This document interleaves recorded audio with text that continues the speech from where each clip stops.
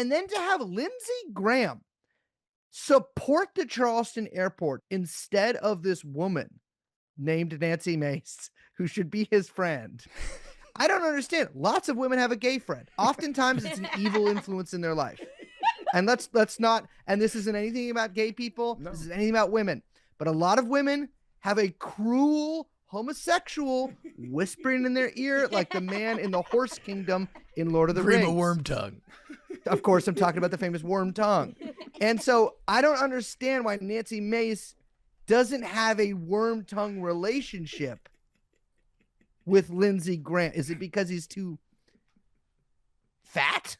I mean, this is the question we're all asking. Is the reason that Lindsey Graham doesn't advise Nancy Mace is because maybe she thinks he's too fat, and it could be a lot of the cause of this. She's like, I don't want an advisor who makes the floorboards creak when he comes to secretly advise me.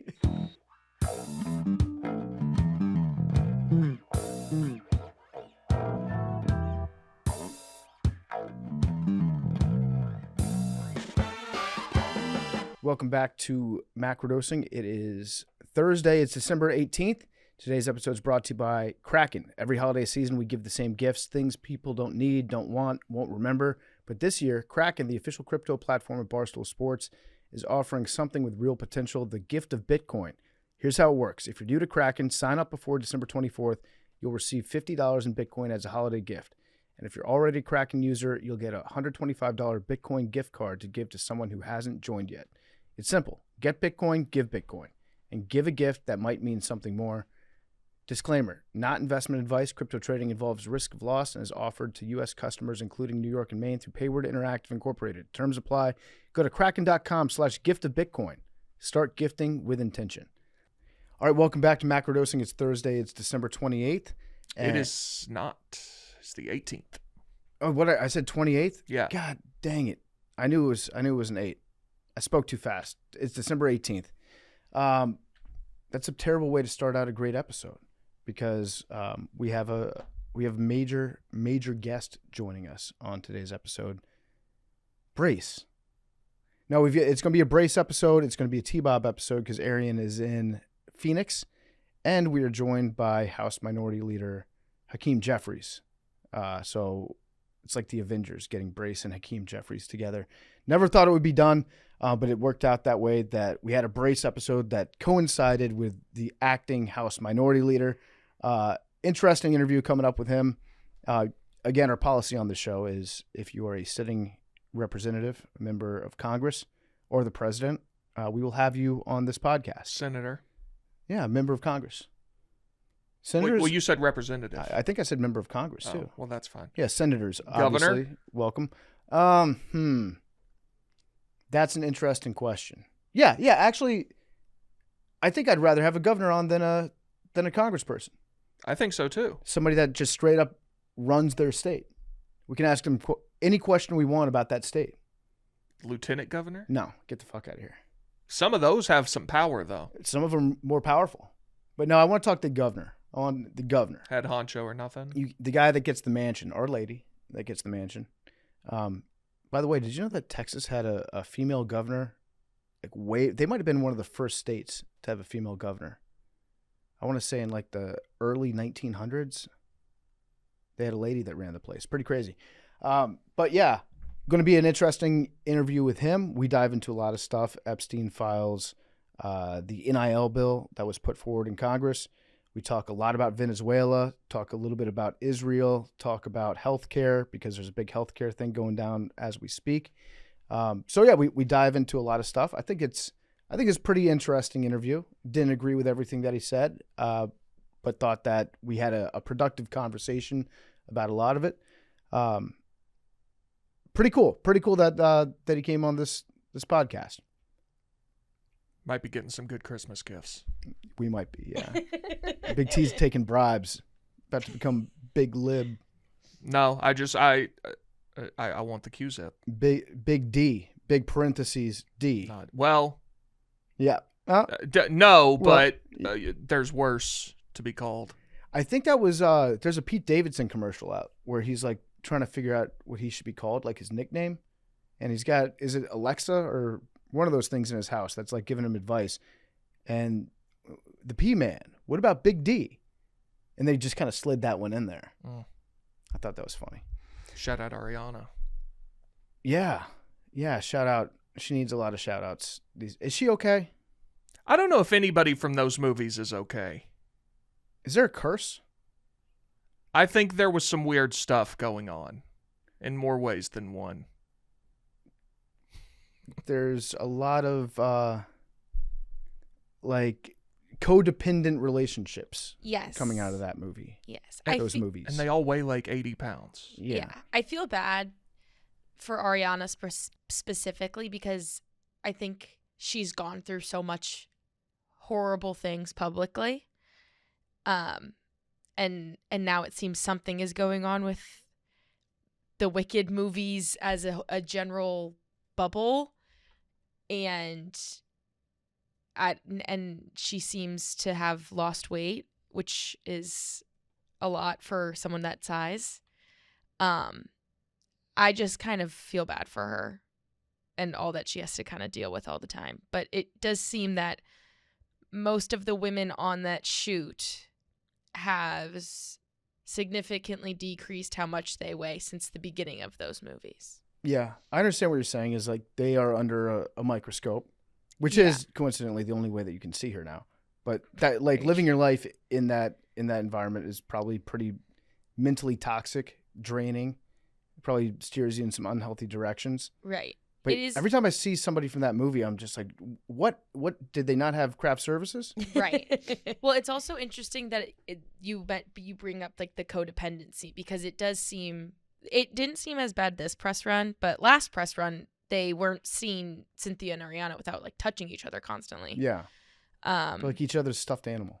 Yeah. Well, there was that one from this year where a helicopter goes overhead while they're in an interview and Cynthia Erivo starts like sobbing.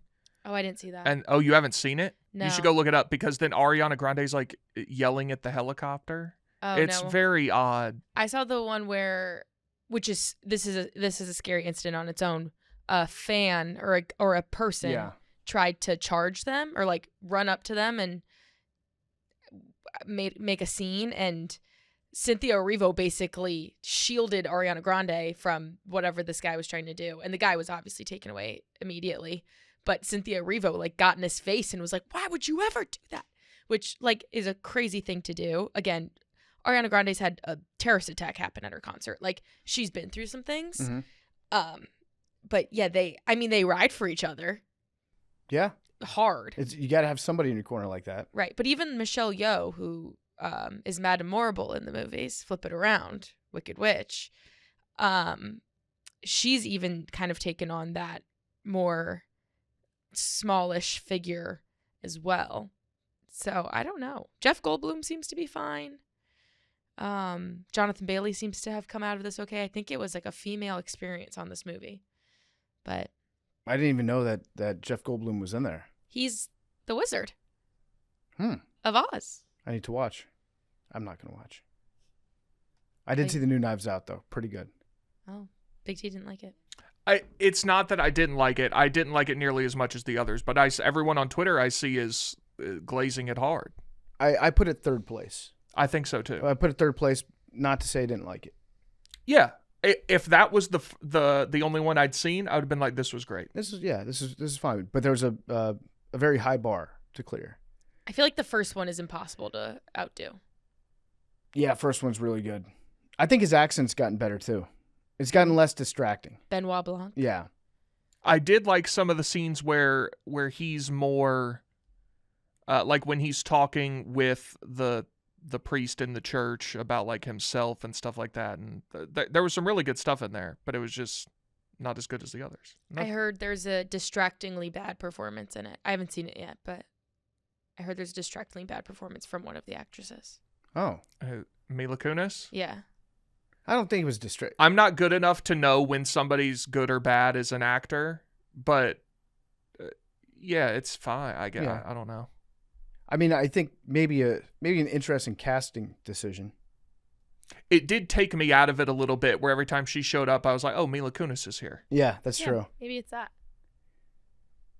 Okay, well, we got some other stuff to get into before our interview with Hakeem Jeffries. Big T has a new sheet that he sent over. Arian is in Phoenix today. So we also will have T-Bob joining us in a little bit once we do the interview. But Big T, the first thing that you sent over that jumped off to me was the new phone. A War Eagle Mobile? Auburn has designed their own phone? No, it's a phone plan. A phone plan. So you can now sign up for War Eagle Mobile, which is run through, I think it's called Collegiate Mobile or something. It's some company that has, I guess they're contracting out T-Mobile's service, but your phone plan is with War Eagle Mobile, and a percentage of your bill every month basically goes to Auburn Athletics. Okay, so it's a standard phone plan. Yeah, so so these are all on T-Mobile's network. So $36 a month gets you the top tier plan. And then 7% of that, it appears, goes back to Auburn. 7% goes back. Is that 7% across the board no matter what plan? Appears to be, yes. Okay. How did Auburn beat everybody to market on this? My understanding is this has been offered to pretty much everybody. I don't know how many are going to end up doing it. I think it's a great idea because this is something people are paying for already. Yeah. So I think you can get a lot of people who otherwise wouldn't be donating money to Auburn. Like, oh, well, I'll switch my phone plan and pay basically the same price I'm already paying, and then Auburn gets some of it. That's true. Why not like Crimson Tide Mortgage Company? 2% of your mortgage goes to University of Alabama Athletics. I could certainly see that becoming a reality. I could actually see it too. Also, how did the University of South Alabama not beat them to the mobile platform? USA? Well, they're in mobile, right? Oh, I see. I thought that was something with USA. Mobile, but no, mobile. I do see. Yeah, you're right. It's interesting because, yeah, a school like that, I feel like they have to try to tap into some creative revenue streams if they want to compete, right? They've got money. You know where they get their money? No. Yellowwood. Really? Yeah. The Yellowwood guy I think Yellowwood's on their field now. Did not know that. Yeah. That's my favorite subplot of college football is each big time program is more or less run by like an obscure business. Yeah. Arkansas is run by Tyson Chicken and Walmart. Tennessee's run by Pilot gas stations. UCF is run by that for-profit prison. What? Or was that USF? I don't want to slander UCF. It might have been USF. My mistake if I got that wrong. One of the two had their stadium that was named after a for-profit prison complex. But they had to change it. Well, USF plays at Raymond James, so it's not them. Okay, so maybe I was right. But UCF plays at... they had to change the name. People got upset. When was this? It was SunTrust. Let's see. SunTrust Bank to stop financing private prisons. 2 years ago. Hang on. Theirs was like Bright House or something. Private prison stadium name. Oh, I screwed it all up. It was FAU. Sorry to UCF and USF. I knew the state. FAU's football complex, the football stadium, was named after the GEO Group, GEO. And it was going to be called GEO Group Stadium. They run for-profit prisons, but then people freaked out about it. We're like, hey, we don't want you to name our stadium. And so they had to turn it down. Some of the in-game promos there could have been electric, though. That is true. Every opponent penalty, a big jail cell pops up on the Jumbotron. Yeah. The concessions, chow line. Probably have inmates cooking your food at that stadium. That would have been nice. That'd be a nice work release program. The chain gang. Could have been a chain gang. We gotta do this. This might have been a great idea. This is what they took from you. Yeah. This is when woke nonsense got out of hand. Mm-hmm. Because of woke. 2000, let's see, it was 2013 that they were going to do it, and they had to pull it back. Big T, we've spent enough time on this program talking about the James Madison Oregon game coming up this weekend. I do feel like I've forced the Barstool listenership to care way more about that game, one way or the other, if you want to see me get my ass kicked. So I'm going to pull back from that, but there's more college football this weekend. My favorite game of the weekend is Miami, Texas A&M. You want a spicy take? Yeah. I don't think a single one of these games will be close. You don't think Miami A&M will? No, I do not. Who do you got? I think A&M wins that comfortably. Really? Yeah. Why? Better defense, better quarterback, playing at home. I'm not overly impressed with Miami. I think the way things shook out, they deserve to get in, but I'm not impressed with them as a football team. They do have Reuben Bain, one of the best players in the country, on their defensive front, but I think A&M handles them. Are you excited at all for the rematch of Alabama-Oklahoma? No. That was a terrible game the first time. You got very lucky with turnovers. I think Alabama handles them as well. And Alabama's missing some guys, but I don't think Oklahoma can beat them twice, even at home. So with the turnovers, but couldn't you say like Oklahoma's got a great defense? Yeah, turnovers generally are a luck-based Sometimes, yeah. endeavor. But the defense is legit. You think? Yeah, they do have a great defense. You think Alabama's going to stomp them? I think they win by 14 points. Okay. And Tulane blowout. Yeah. JMU blowout. Yeah. Well, I'm still excited about Miami A&M. Yeah. This is why they play the games. 100%. It does feel like these two teams have played each other this year, doesn't it? Miami and A&M? Yeah, it feels like it. Because those are the two Notre Dame losses. Yeah, because they both played Notre Dame. They did play 2 or 3 years ago. Yeah. Do we know how healthy are Miami's receivers? Do we know? I'm not certain. Okay. I don't know if they've released an injury report yet. Yeah, you can always just lie on the injury report too. No, they're getting teams in trouble for that. How much trouble can you actually get in though? A couple teams got fined this year in the SEC. I know that I forget how much it was. in the NFL they can fine you big time because the league knows. I always wondered about that. Like why when I was growing up before I discovered sports gambling, I was like, why do teams like willingly update you on their injuries? That seems like something that they shouldn't do. And I think for a long time some teams played like fast and loose with it and they hid stuff on there. But now it's like if you get caught lying on the injury report, you can get fined like hundreds of thousands of dollars. Yeah, as a gambler, if you lie, I want people in jail. Prison. Yeah. Anyways, I'm excited for this weekend, though. It's going to be, we get a bracket. We get to start crossing names off a bracket. I do think that Miami, Texas A&M is going to be a good game despite Big T's protests. It's not a protest. Well, I wanted to give you a little hot take. Yeah, it is a hot take. It's a good hot take. And the more I thought about Big T's article about Mendoza, the more I found myself agreeing with it. How about that? Thank you. I thought the headline was a bit inflammatory, and I like Mendoza as a player, like him as a person. The headline wasn't about Fernando Mendoza. It was about the state of the Heisman. Big T made a lot of good points. I usually do. A lot of good points. What else do you want to talk about, Big T? The MIT professor? Yeah, kind of crazy. So we still don't have anybody in the Brown shooting. Yeah. And now, which is insane. Yeah, absolutely insane. They did. There was some speculation about a student whose I guess web page was removed from the Brown website, but it doesn't seem anything has come from that. It also seems like Brown may have removed that page after people were implicating him. That's entirely possible. And then Brown, I think they released a statement saying like, "Hey, stop just naming names. If we had a suspect, we would arrest them." Right, but now an MIT professor was shot and killed in his home, which is 45 minutes, an hour from Brown. Yeah. Another elite academic institution. Nuno Loureiro was 47 and was shot and killed inside his home. He was like a very high up professor at MIT. Is there any connection between the two?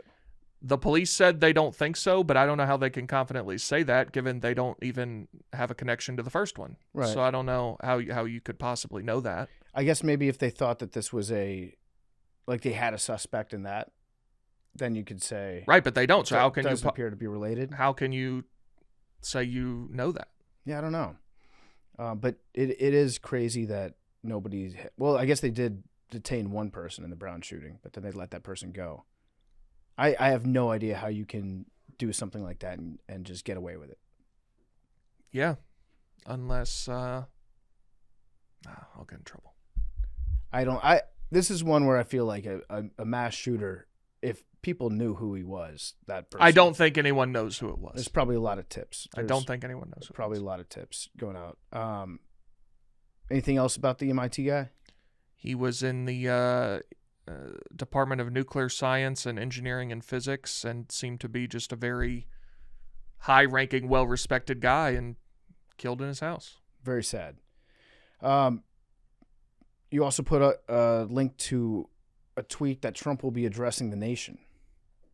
Yeah, so obviously... Do we have any idea about what? It's going to be, is this tomorrow night or tonight? Tonight. So by the time this comes out, people will have obviously heard it. There's been the rumors of, they're talking about rescheduling weed. Yeah. So I don't know if that'll be part of it. It sounds like tonight it's just going to be kind of a dig me session. What does that mean? That's a baseball term where it's like your own highlight tape. Okay, like you're digging yourself. Okay, like he puts together a PowerPoint of all the things Trump has accomplished. Yeah, that's what it seems like. But when did he become such a big third person guy? He's always dabbled in it a little bit. I've heard way more of it recently, where he just refers to himself as Trump. And I think the whole movement, he's like, was not a big fan of Trump. I feel like he's always done that. But not to the same. He's like Ricky Henderson now, where he's just like permanently third person. Joel Klatt's Ricky Henderson story on PMT was awesome. It's great, isn't it? It's so awesome. I love any Ricky Henderson story. But yeah, I don't know what else he could be. The weed thing is interesting to me because that's something that I think most people in America have wanted. I think when did it officially flip? I want to say like early 2010s is when it flipped. America reached the tipping point of legalized weed. Maybe. Weed was a scary thing when I was growing up. They were, getting the DARE education in class. Don't smoke weed, gateway drug, not even once. Go to jail if you bought it. You still go to jail in some parts of the country if you buy it. And then it's just been Schedule 1. And I think the big knock about it being Schedule 1 is that the name Schedule 1 is there for a reason. It legislates what you can and can't do with marijuana in this country. So when it comes to like clinical trials and medicinal studies, it's much harder to get approval to use weed for any of those if it's a Schedule 1. And if he decriminalizes it federally and changes the schedule, I think that could be a great thing moving forward. I want to know if he's ever smoked weed though. Trump? Yeah. No. He's never drank. Has anybody ever asked him about weed though? I know his brother was an alcoholic. He's never touched it. One of my favorite quotes from him is like, "Can you imagine if I had?" He's like, "I'd be the all-time worst if I was a drunk." But he's never. He doesn't strike me as a. Never even dabbled in weed. Because he comes. Parties. But he's an erudite, like rich. That's beneath him. I would love for somebody to just slip a brownie. I agree. I don't think that he's a joint guy. I don't think that he'd be like, "Hey, pass me a hit of that." But like, if you sneak him a brownie, I would love to see the press conference out. That's what he should do. Tonight, he should announce that he is changing the schedule for marijuana, and also, I'm baked as fuck. I think I used erudite incorrectly. What's the word I'm thinking of? Erudite is like very knowledgeable, like deep. You thinking like elegant, yeah. But like super rich guy. There's a word close to erudite that I was thinking of, but nevertheless. Proper. Yeah, I mean, yeah. That type of stuff would be beneath him. Yeah, it'll come to me later. How do you think, as an anti-weed guy, Big T, what do you think about changing the schedule of marijuana? I don't know all that comes along with that. That's fine. Are you in favor of it, like people being able to smoke in public? That's all that, like walking down the street and it reeking of weed. Mm-hmm. That we gotta do. Smoke it in your house. Yeah, I think. If you want your house to smell like weed, that's great. If you're like smoking joints in crowds outside, I think that's a personal choice that you're making, and it's not always super considerate to do that. I would say it's probably inconsiderate to smoke weed in a big group of people. Do you think that should be allowed? I think the same way that smoking is, because you're still inhaling smoke. So it's not like it's not the most healthy. Can you thing. I guess you can smoke like walking down the street. You can smoke on the sidewalk. Yeah, smoke a cigarette. But there's a lot of places where you can't. Some places like forbid it around people. I think that's city to city, state to state. Yeah, just do it at your house. Yeah, do it at your house. If there's smoking, what if there was a weed smoking section on an airplane? That doesn't seem very feasible. It does not, or at least just take an edible, have a gummy. I do find myself agreeing with Big T about that. What? I don't mind the smell of weed. I do. But I'd prefer to have it not like all around me if I was. I mean, all of New York City just smells like weed now. There's a good part of it that does, yeah. I get to go back to New York tomorrow. Congrats. Pretty happy going back to New York for a night or two. Mm-hmm. It's actually, New York is a great Christmas city, so I'm pumped to be back there for that. Again, I don't want to give away too much about the concert tonight at the Racket, but Big T, do you know who the guest performer is going to be? I've heard. How do you think he's going to do? Or she? I actually could see this person having a breakout star performance. I think you disagree with that. No. I said it will either be the greatest performance of all time or the worst performance of all time. I think it's going to be a breakout. You think this person's going to break out? Yeah. Okay. I think it could be big. I'm excited to see which tracksuit this individual wears. It's going to be fun. So come out to the Racket in New York City if you're going to be in town that weekend, or I guess that Thursday, which is tonight, I should say. What else do we have to talk about in the news today, Big T? Not a ton. There's a woman suing the IRS, claiming that her dog has to be considered a dependent on her taxes. Okay. It's an interesting argument. She's an attorney in New York, and Amanda Reynolds and her dog 8-year-old Finnegan filed the lawsuit in the Eastern District of New York, arguing the dog relies entirely on her for food, shelter, medical care, training, and transportation. Reynolds also argued her dog has no independent income, resides exclusively with her, and has annual expenses exceeding $5,000, fitting the requirements the agency lays out for a legal dependent. It's an interesting case. I'm not a big slippery slope guy. Sure. This is where we are because we allow people to bring their dogs into restaurants now and bring them on airplanes. Entirely possible. And you can buy a vest for your dog online that says security animal, emotional support animal. Quote, for all intents and purposes, Finnegan is like my daughter and definitely is a dependent, Reynolds argued, adding that while it may seem unusual, the lawsuit is not, quote, frivolous or meritless. This is a what's next? Now we can marry him? What's next? Now you have to marry your dog? You're forced to marry your dog? To play devil's advocate, some of the language is written vaguely enough that maybe we didn't think it was necessary to put human because we figured that was self-apparent. Maybe it's not. I don't know. What do you guys think? I think some people are kind of crazy. Yeah. Look, I'll go anti-woke here. Maybe you shouldn't be able to put your dog as a dependent. I'll go against my own ways. Hot take. Guess I'm not woke. I need to know what Arian thinks about this as a dog owner. I know. Yeah. Oh, he definitely would hate that. But maybe he'd have to pay less taxes. True. Oh, yeah, true. I mean, look, sometimes, when I see a dog in like a grocery store, sometimes I'm like, what are you doing next to my eggs? I don't think you need to be, I just did the Trump hands. I don't think you need to be on my my tax forms as well. Mm-hmm. I think that's okay to think. I also don't want the federal government knowing about my dog. Right. They can build a database of people's dogs now, and then dog confiscation. Well, I'm sure they have it on Leroy. He has a digital footprint. He does. Yeah. There's a non-zero chance that Leroy had an FBI file. Totally. He dabbled in political reporting. Totally. I think, he broke the news that Aaron Rodgers was thinking about being RFK Jr.'s vice president. That probably opened up a file there. Let's see, what else do we have? We got Phillip Rivers on Monday Night Football. He's back again. Very excited about that.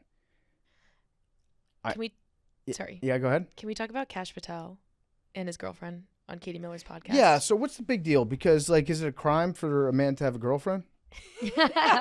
I don't understand. The podcast was about their love story, right? No, not necessarily. I mean, that was a part of it because they were on it together. Their but relationship. It was about her political endeavors, his political endeavors, him using the FBI plane, being FBI director. It was a catch-all interview. Here's where I land on this. I feel the same way about a lot of like current NFL players that have podcasts. I might be saying this as a podcaster defending his own turf. Not everybody needs to have a podcast. Katie Miller definitely does not need one. You don't need to have I feel like a lot of people. There's a lot of people in government right now that I think got into government to promote their podcast. Yeah, their future career as podcasters. It is interesting. I probably shouldn't even have a podcast. Like, it's, if you can't, who deserves the right to have a podcast? Though? Yeah, we don't need podcasts from people that are in government right now. No. Can you imagine? I'm actually shocked. I'm shocked that Donald Trump doesn't have a podcast. Like, I predict that within the next 2 presidents, one of them will have a podcast with an active feed that they do like once or twice a week from the Oval Office. If J.D. Vance is the next guy, for sure, he's going to have a podcast. Mm-hmm. If Gavin Newsom is the president, he's going to have a podcast. We don't need that. Gavin Newsom does have a podcast. Oh, that's right. Are you talking about the one with Marshawn Lynch and his agent that they've been working on developing for the last 6 months? Right. He also has. Didn't he have one where he just has on like people he disagrees with or something? Yeah, he did a few of that. He had Charlie Kirk on. I think that there's value in communicating with the public. FDR did his fireside chats. You know, this is just an extension of that. But when you really get into the podcast game and you really become psycho over the numbers and the drama, that's you're turning the entire country into Real Housewives. And then you start to form alliances with other podcasts. And then you're like, oh, will you come on my podcast? And it just becomes a giant circle jerk that I think is probably not productive for the government. Yeah. I also find it interesting that it's Katie Miller, wife of Stephen Miller, who has this podcast that gets very little positive interaction that is not just people on Twitter clipping it. And she had Elon Musk on last week. She's had Pete Hegseth and his wife. She's had now Kash Patel. She gets all of these crazy... She had Mike Johnson, his wife, on. She gets all these crazy guests for a podcast that gets maybe 5,000 views or whatever it is, most of which I'm sure are not positive interactions. And it's like, it's almost not even Nepo. I don't even know what it would be. It's like podcasting for your boss's wife so your boss doesn't fire you. Yeah, it's like, it's pretty much like a media company, or it's their PR.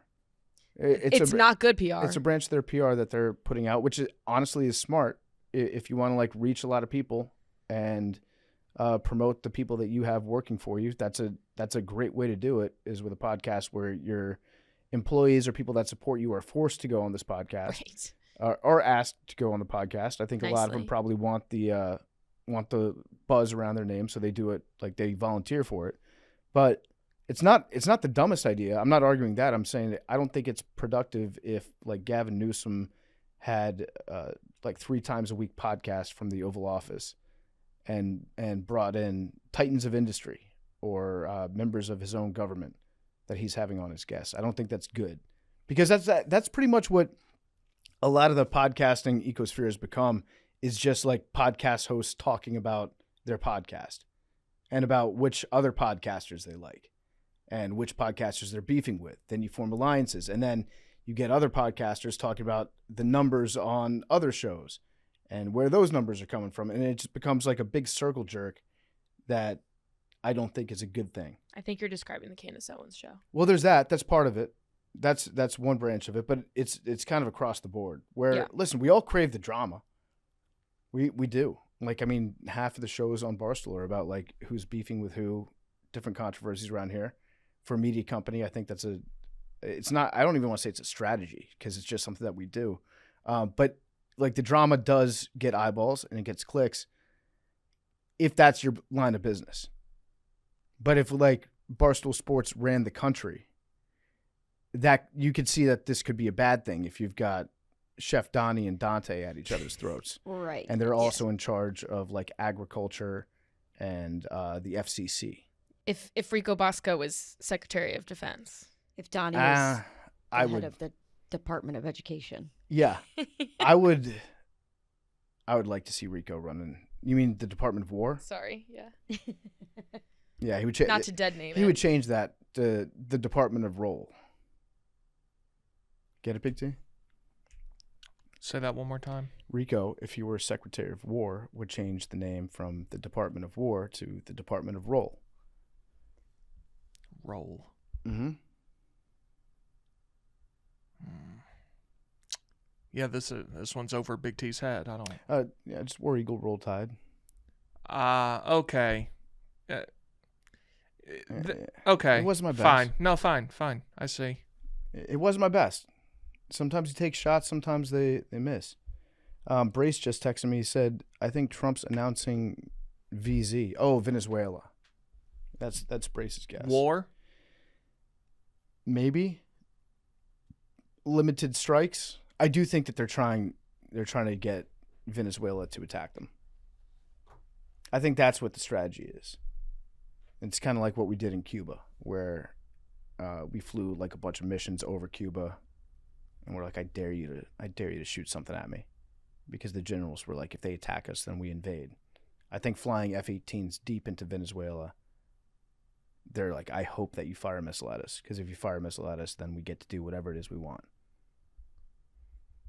What is what's the public sentiment behind a war with Venezuela right now? I can't imagine good. On either side, right? Yeah. Let's see. Polling Venezuela war. Okay, CBS News finds most would oppose U.S. military action in Venezuela. What's crazy is back in like 2002, there was, I think initially most Americans, a slight majority of Americans opposed a war with Iraq. And then they put on the PR campaign behind it. And by the end, it was like 65% agree with it. Let's see. Military action in Venezuela. Does Trump need to explain his decisions? Yeah, everyone says yes. Everyone says yes, big time. And then 76% of people say that he has not clearly explained them yet. Is Venezuela a threat to U.S. security? Most people say minor threat. 70% of Americans oppose military action in Venezuela. All right. Well, we'll see. We'll see. I think Big T might be right, though. I think it might be about weed or just a hype reel. Like, just remind you guys of what I've done for you. All right, what else we got? Anything else that's burning you guys up this weekend?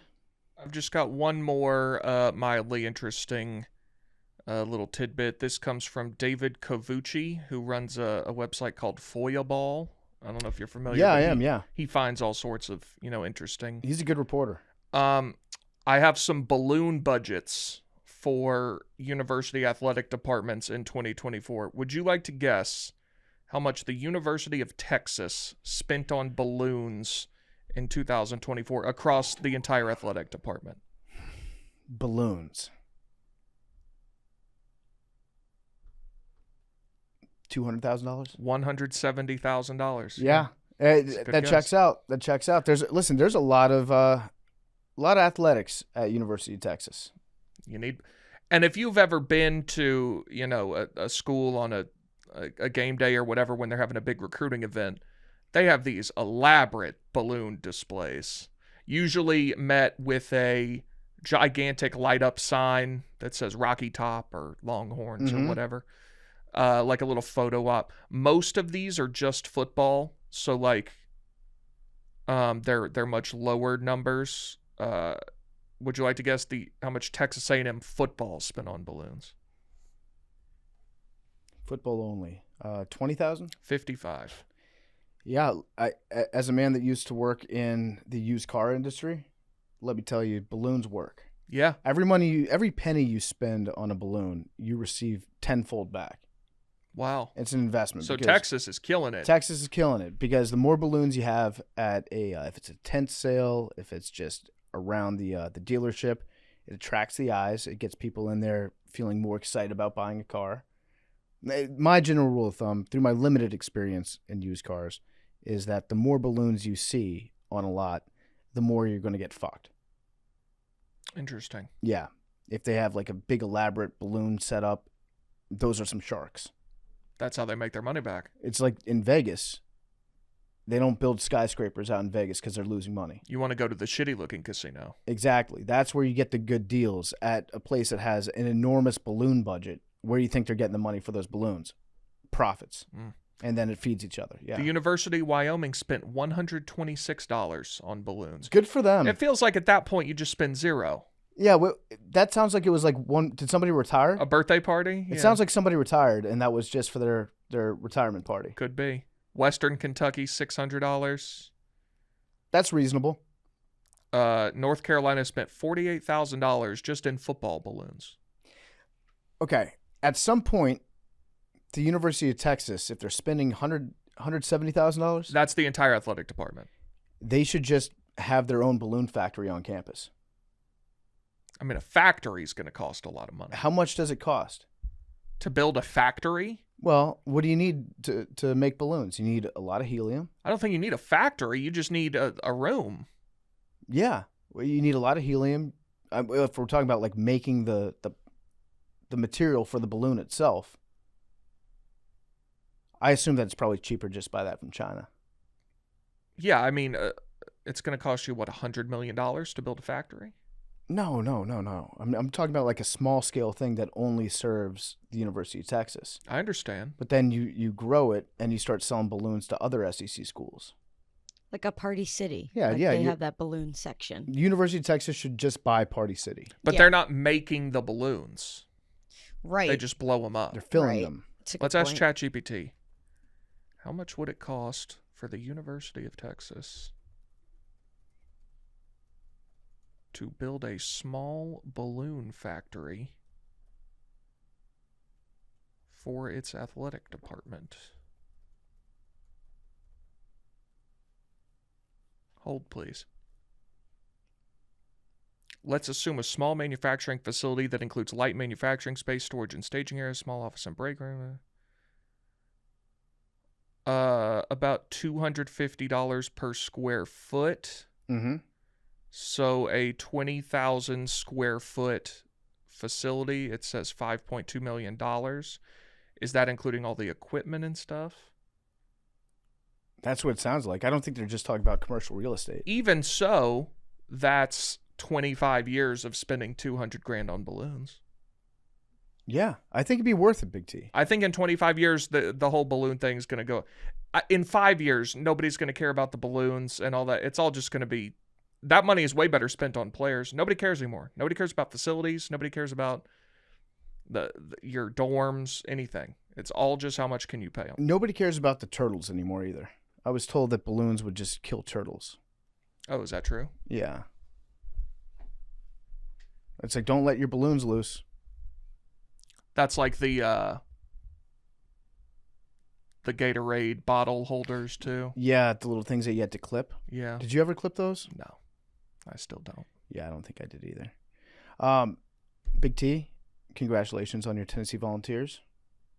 What, beat Louisville? Yeah. Yeah, big win. Big win. Back to being optimistic. Yeah, it was a good win. I missed most of the second half because of Tate's dumbass show, but it was a big win at home. I think I saw let me find the stat.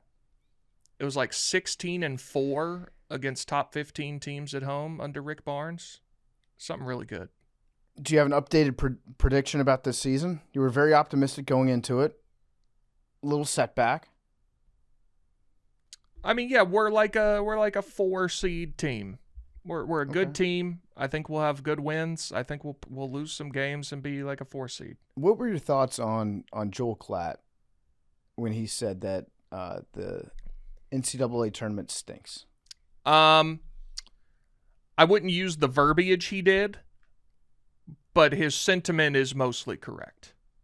Okay. I've said this forever. Nobody wants to watch VCU in the Final Four. And people, if they're being honest with you, will tell you that. I think they want to see, part of the allure of the tournament is upsets, though. Correct. But then that inherently means you're not getting the best teams competing for the championship. Not always. So it depends what you want. Like, if you're a very casual viewer of college basketball and you're only tuning in to see those upsets, then sure, that's great. But then those teams are... I think the best setup we have in college sports is the baseball tournament. 16 4-team regionals that are double elimination.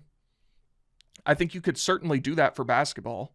If you lose one, you're still in it, but it's going to be very difficult to fight your way back. And that is a more fair way of determining who the best is. And then you go to 8 2-team super regionals that are best of 3. I kind of reject the framing that you had, though.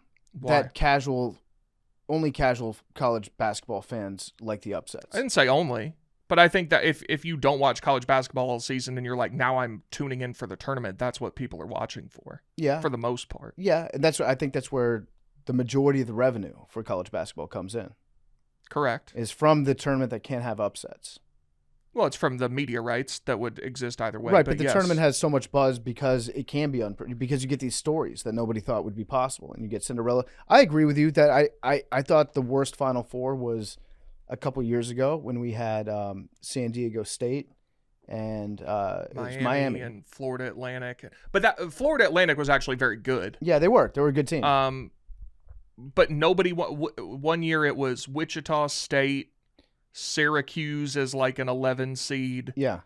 And that was that Louisville and Michigan, that national title game? When you get to the Final Four, I want to see 1s and 2s, maybe a 3. Yes. And once every few years, give me a 4 next to one of the names. When it comes to the Final Four, I agree with you on that. But the first 2 weekends, yeah, I want fucking chaos. But you don't get, if there's too much chaos, you don't get that. I want the Golkis of the world to show up. And that's awesome. Yeah. And that's why when he said the tournament stinks, like, no, that's very wrong. The tournament doesn't stink.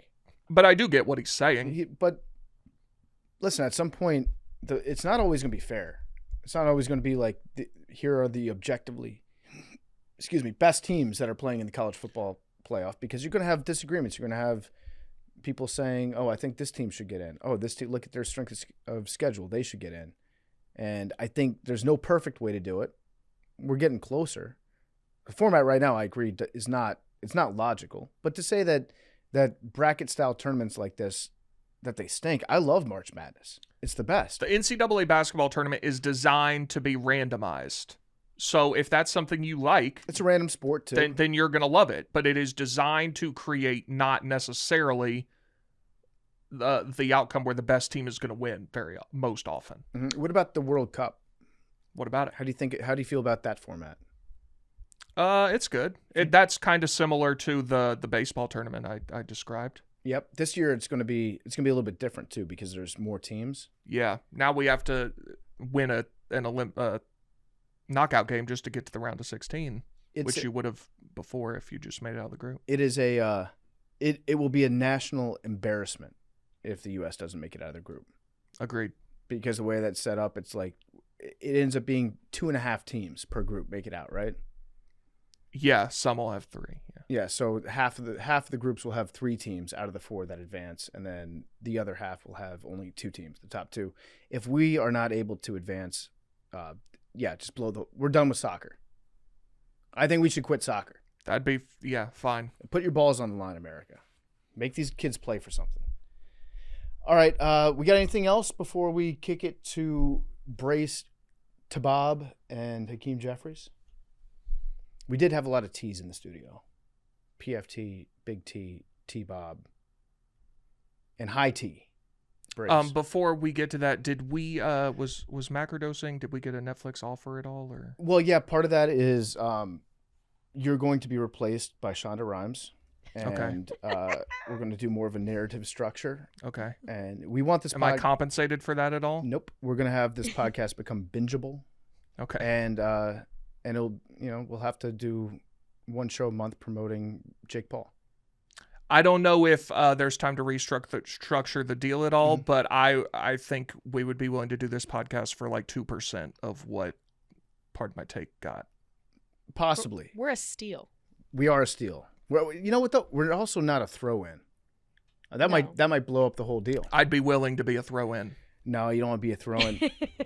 Yeah, it's an exciting day because Netflix is going to build out a podcast vertical, and I think they're probably going to have a pretty good one once it gets launched. You don't have to do the coach speak here. We don't need to hear about the vertical. No, they're going to have podcasts now. I know. Our Netflix good friend does have- Bobby Bones. is Yeah. gonna Yeah, be on Bobby there, Bones too. is going to be on there. Yeah, it's a different app, and this podcast is also always going to be free on Spotify or Apple Podcasts.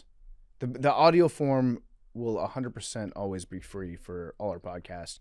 But yeah, it was there a lot of people that are diehard YouTube watchers have made their opinions clear on the matter, and I do feel bad for some of the people that only have YouTube, that have only watched us on YouTube. But in my view, I've always thought of Part of My Take as being an audio podcast first and foremost. Like that's how we started the show. We changed to back in like 2019, I think. I forget the exact year.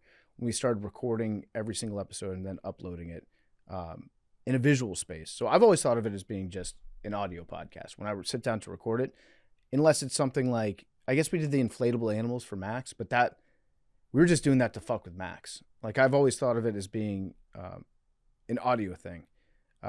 So the visual aspect of it is going to be on Netflix. We'll see how Netflix does. Also, one thing that we made sure of when we did the deal, we don't have to like suck Netflix's dick about anything. So if it comes to like a show on Netflix that we don't like, if it comes to a shitty boxing match that ends up not being good, we're free to shit talk Netflix as a platform all we want. That's good. Yeah. Now this could be good for us. Now the exclusive home of PFT commenter on YouTube. Boom, there you go. Mad Dog, that one's free. Put that in the show description Thanks tomorrow. so New much. episode Appreciate you of for the that. exclusive home of PFT commenter on YouTube. There are Right. probably a couple people that were like, nice, I don't have to watch PFT commenter on YouTube anymore. Shout out to them. Today's your lucky day.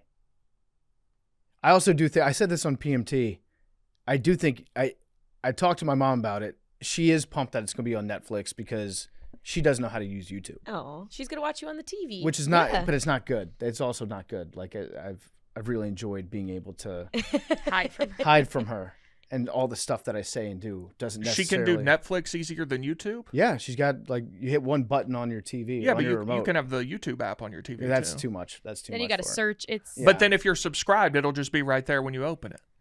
I think you're asking too much. It took her about 5 years to really figure out Netflix and how it can appear on her television. She's happy with that. Okay, That's that's great. It would take a long time for YouTube to work out that way. Listen, people get like invested in whatever medium or whatever app you use to watch a show. I get that. I understand it. And there's going to be like, a switch. Also, but I wish I was selling out. I wish. You know how much money I've been guaranteed by Dave from this deal? I'm not saying that I'm not going to get any of it, but it's more about like if we do this deal, the company as a whole is able to fund growing and fund other people's salaries helps everybody. and helps everybody. And I'm not saying I'm not going to get a cut of it. I think I probably will, but it's not like we've agreed on anything. But it's more about just, it's a big revenue stream, Rising tide which is good. raises all ships. Which is good. Did We're a they? team. They didn't want Wake Up Mincy. When you hit the button to turn Netflix on, the thing that pops up on your screen, I don't think they want to associate that with Mincy. Mm. I think that would be a bad association. Mm. I think they were confused that it now airs at 4 p.m. Dum-dum. and it's still called Wake Up Mincy. Any other questions? I'm happy. This is a good open forum. No, I'm excited for you guys. This will be like, It's this is cool. really cool to Yeah. think about. Yeah, it's cool that you'll be on. So is it going to be like a different app called like Netflix Podcasts, or am I going to be able to watch you and Stranger Things on the same platform? I think I have zero insight into that. Very cool. My assumption is that it's the same thing. I think It'll just be a like tab. Yeah, another Yeah, a show tab. Yeah, on Netflix. Yeah. There's going to be a tab at the top that you click on, I'm guessing, and then Right. that's podcasts. And I don't know who else. It's us, Spittin' Chicklets, Rosillo. I think that's it. Another For- guest. I don't know. For us, that's it. For us. Barstool, I'm yeah. curious to see who else it would be, like across. Bobby Bones. Bobby Bones. I can actually pull up the list. It's a lot of Ringer podcasts. Oh yeah, Okay. Bill Simmons. Did a Yeah. deal with Bill Simmons. Yeah, but not Good Hang, the Amy Poehler one. They specifically left that one out. What do you mean specifically left that out? That's in that's like their biggest podcast now. Oh, you mean they got it? No, they didn't. Netflix did not. But so then what do you mean that's their biggest podcast? That's the Ringer. Oh, that's on the Ringer. Yeah, sorry. okay. Sorry. Yes. iHeart did a deal with them as well. So that's where Bobby Bones comes in. So My Favorite Murder, The Breakfast Club with Charlamagne the God. Dear Chelsea with Chelsea Handler. Okay. Joe and Jada with Fat Joe. That's a great one. The Tennis Podcast. Wait, really? No, I'm kidding. Aw. Wouldn't that be funny though? That would be great. Yeah, there's about 30. I would back believe. out of the deal. If the tennis podcast was on there.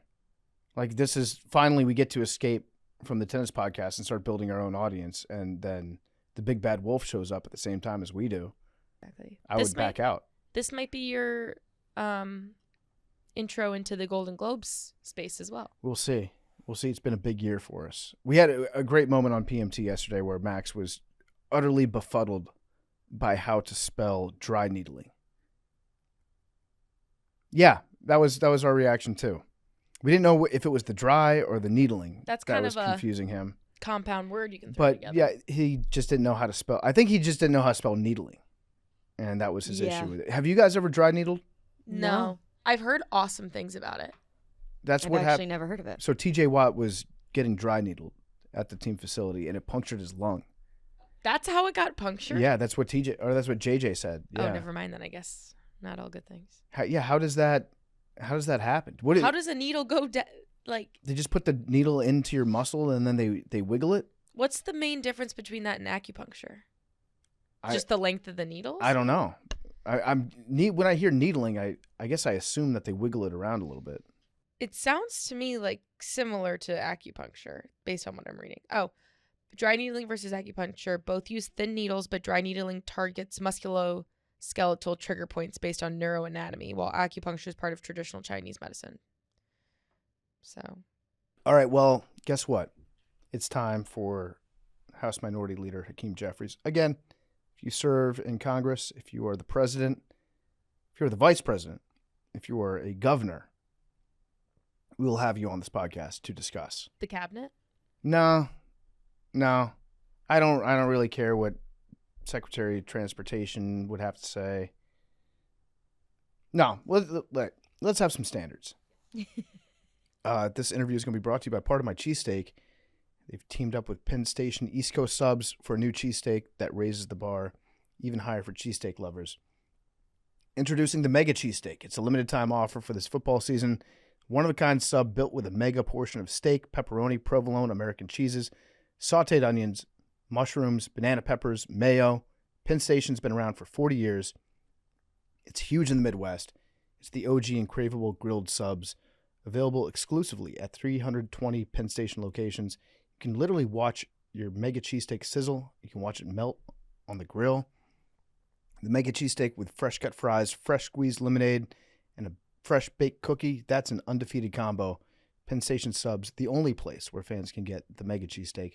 Order in-store, online, or through the Penn Station app for delivery. Representative Jeffries is also brought to you by Shady Rays. Let's talk about gifts. Not the kind that get tossed in a drawer, the kind that actually get used and appreciated. The holidays are coming fast. Shady Rays sunglasses are an easy win. Every pair is polarized, durable, and lightweight. They've got a ton of great-looking, high-performance styles that hold up no matter what you throw at them. And the price, way less than you'd expect for the quality. Here's what sets them apart. If you lose or break your shades, Shady Rays has your back. They've got lost and broken protection, no hassle, just a solid guarantee. So whether you're picking up a pair for someone on your list or grabbing one for yourself, Shady Rays makes gifting simple. Quality built, looks great, actually worth it. Start your holiday gifting early. Head to shadyrays.com. Use code MACRO. 35% off polarized sunglasses. Try for yourself the shades rated 5 stars by over 300,000 people. Start your holiday gifting early. Head to shadyrays.com. Use code MACRO. 35% off polarized sunglasses. Try for yourself the shades rated 5 stars by over 300,000 people. And now here's Representative Hakeem Jeffries and Brace and T-Bob. Okay, we welcome on a very special guest of Macrodosing. It is House Minority Leader Hakeem Jeffries. That's a phrase I never thought that I'd say on Macrodosing. But we appreciate your time today, and I know there's a lot of stuff going on the floor right now. So maybe you could just upload us or I guess download us on what's going on today, because I know there was a lot going on with the ACA and that vote. So what's the latest? Well, great to be with you. Thanks for having me on. And yeah, we've been fighting for months now to make sure that we extend the Affordable Care Act tax credits in order to ensure that about 20 plus million Americans don't experience dramatically increased health insurance costs if those tax credits are allowed to expire at the end of this month. We're talking about, for some Americans, and these are working class Americans, everyday Americans, middle class Americans, who, if these tax credits are allowed to expire, could face premium increases as much as $1,000 or $2,000 per month. That's unsustainable, it's unacceptable, and we can't allow it to happen. So earlier today, we were successful in achieving the 218 signatures necessary on what's called a discharge petition to force an up or down vote on the House floor that would extend the Affordable Care Act tax credits for 3 years. And it's a bipartisan group of Democrats, 214 Democrats and 4 Republicans who've now joined us to trigger this up or down vote. Now, what we're saying to Speaker Mike Johnson is that we should not recess for the holidays. We're scheduled to recess on either Thursday or Friday. We cannot recess until he brings the bill to the floor for a vote. We know it will pass, send it over to the Senate, and hopefully protect the health care of the American people. The war on Christmas continues, making people work over the holidays. Gotcha. Yeah. So it's interesting because with the ACA, I understand what's in front of you right now, which is with the subsidies set to expire, there could be a real out-of-pocket change in cost for people's health care. I get that. It seems to me, and I've been paying attention to the healthcare debate, since I guess I started really paying attention during the Obamacare era as that was moving through Congress. It seems to me like it's been a political football over the years where every couple of years there's a fight against it. People try to kill it. The cost of healthcare continues to go up and people's insurance continues to go up. So even though it slowed the rise of the growth of the premiums that you pay, it seems like it's a football that will continue to be fought over for forever until we have a more permanent solution. I know that the Republicans' most permanent solution that they tried to enact was just take it away. But do the Democrats have a plan to make something, if you're looking at the future of healthcare, make something more permanent, more concrete? There's a lot of support for single payer out there. And I know that's something that you fought against in the past. Is that something that you're willing to consider moving forward? Well, we have a broken healthcare system and we have to fix it, and we need to be bold and transformational in doing that. Now, in terms of what has been referred to as Medicare for All, that has been legislation that I've actually supported in the past in a variety of different forms. As we move forward, we have to get beyond this current fight, as you mentioned, right? We got to deal with extending the Affordable Care Act tax credits, but we do need a more comprehensive resolution of a situation that we know is broken.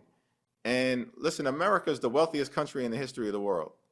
It cannot be the case that access to high quality health care is simply a privilege reserved for the wealthy, the well-off, and the well-connected. No, we think it's a right that's got to be available to all Americans, to working class Americans, middle class Americans, everyday Americans across the country, regardless of where you live, what race you are, what your political affiliation may be. And so we definitely, need to try to come together as Democrats and Republicans and just come up with some common sense solutions.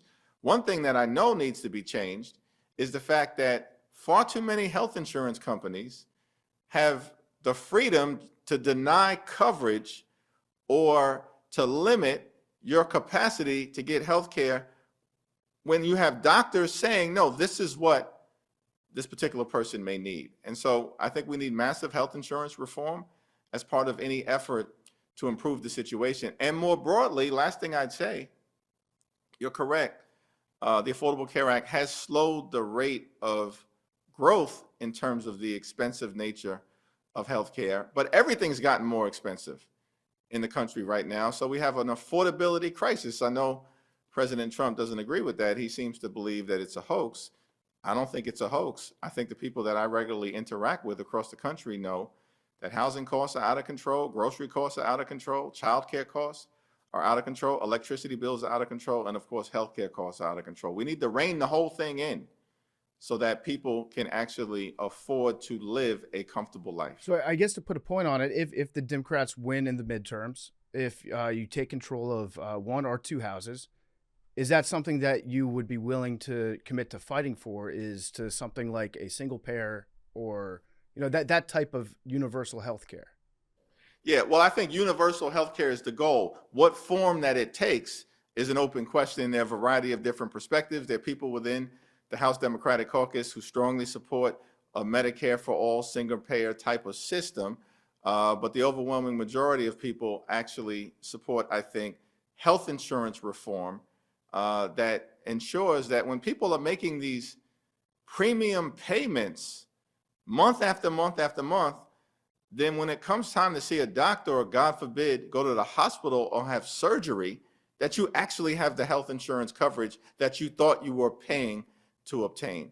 And so we're going to have a robust debate, but our commitment is really, one, drive down the high cost of living on all of the things, and two, fix our broken healthcare system and do it in a bold and a transformational manner. Yeah, you could call it Trump care for all I care. If that's what it takes. Like if it says Trump care and it passes, I think there'd be a lot of support behind that. I did a bad job introducing you because, first of all, congratulations on the NBA Cup. Yeah, let's That's go, baby. Massive news. The Knicks Yes, won sir. the NBA Yes, Cup. sir. I was disappointed to see that James Dolan refused to commit to raising the banner at Madison Square Garden, even though I think the league was trying to make that mandated, that you have to put up the NBA Cup banner. What does winning the NBA Cup mean to you? Listen, it's very meaningful. I'm a longtime Knicks fan, and I have not had the ability to really experience a championship in my life. I'm 55 years old, and so of course the Knicks did win in 70 and 73. I wasn't able to really enjoy or experience that at the time. And so this is, kind of an exhilarating situation. Now it's just the NBA Cup, but they've been playing well. I've been impressed with the way in which Mike Brown has led the team. And I think it's fair to say, particularly, I got to watch about the last 10 minutes of the game yesterday, that down the stretch, you actually had a bench that was playing and contributing, right? So Tyler Kotek contributing, Mitchell Robinson definitively contributing, Clarkson contributing. That's an unexpected thing. We haven't really seen that over the last few years. We know the starting five is tight. Like, we may have one of the best starting fives clearly in the league, but the development of the bench is kind of an exciting thing. And hopefully we'll be able to break through, get to an NBA championship and win it. Yep. Yeah. I mean, let's not diminish the cup though. If you're James Dolan, I know you're a listener of the show probably. Put the banner up, raise the banner, give the people something to cheer for at Madison Square Garden. I'm gonna let some other people ask some questions here. I know they got some questions about college football, about a lot of stuff. Wait, yeah, Sounds good. Hakeem, we've been told, is this true? Are you a big college football guy? Yeah, listen, I graduated from Binghamton University, and so we actually don't even have a college football team, so I wasn't initially that big a college football person, but over time, it's grown. My brother teaches out at Ohio State, so I'm partial to Ohio State. My two sons, they're a little older now, both grew up as Ohio State fans. So I've been tracking, college football probably for the last 10 or 12 years more closely, and I think the college football playoffs are exciting. I'm looking forward to it. I know JMU is playing a big game on Saturday. Is that right, against Oregon? So that'll be a real interesting thing that I know has great interest on this show. Yep. But I think that the college football playoffs have been a tremendous success. Well, then, yeah. what the hell, Hakeem? Then why aren't you hopping on with Mike Johnson and Steve Scalise to put some rules in place? Fuck this healthcare stuff, okay? It's time to stop these kids from getting paid. We need to cap their ability to make money. That's how you're really going to solve this country's problems. That's what people care about. Well, listen, I'm in total agreement that rules are necessary so that there's certainty across the country and there's a nationwide standard. I disagreed with the SCORE Act, which I affectionately refer to as the Lane Kiffin Protection Act, because as far as I could tell, there was nothing in that legislation that was going to meaningfully allow college athletes to be able to continue to benefit from their tremendous talent and capacity, and also ensure their health and their safety. I think that's one of the reasons why all of the different players associations, led by the NFL Players Association, strongly opposed the bill. Yeah. It was going to limit their collective bargaining ability, limit their earning potential, and meanwhile do nothing to cap or limit some of the out of control behavior we see from college coaches. Now, that said, I think that, listen, clearly you can't have a situation like the Pony Express and SMU in the 80s, totally out of control. And clearly that's a Wild West type of scenario. Nobody wants to see that. That's one extreme. So we do need rules. But on the other extreme, you also can't have a Fab Five situation where these players transformed college basketball and sports, became cultural icons, and couldn't afford to do a thing when they were on campus. People wearing their jerseys, nothing from their name, their image, their likeness, when they just elevated college basketball for those 2-3 years, put it on their back. So those are the two extremes. Clearly, we have to find a solution to making sure that these athletes are compensated, but that it's done in a way that you don't have sort of outside forces like with the SMU football situation running the show. This might be a dumb question, but why does Congress care? Yeah, I think sports is an important part of Americana. As used to be said, baseball, motherhood, apple pie, right? That's America. Now that, of course, has expanded as the growth of sports have expanded, certainly the NFL and football, basketball as well, and maybe increasingly soccer are going to become big parts of who we are as a country. And with all the partisan fights that we engage in, with all the turbulence, all the stuff that takes place, listen, sports is an escape for everyone. Yeah. Myself included, and as was the case in being able to catch the last 10 minutes or so of the Knicks game, and they won that NBA Cup, which was an amazing thing. And I think for all of us, it's important that we can keep a good thing going. It doesn't mean that it's the highest priority for the Congress. We got to lower the high cost of living. We got to fix our broken healthcare system. We got to clean up corruption. These are the things that we should be focused on and paying most attention to. But sports is life at this point, and that's the case whether you're a member of Congress or not. Yeah, I have kind of a big picture question for you here. It's about the Democratic Party.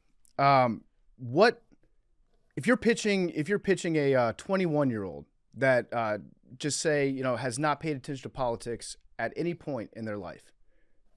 What is the reason for the Democrat Party to exist? Yeah, so we believe in a country, it's pretty simple. You work hard and you play by the rules. You should be able to live an affordable life, a comfortable life, or as I have sometimes said, live the good life. And that ain't too complicated.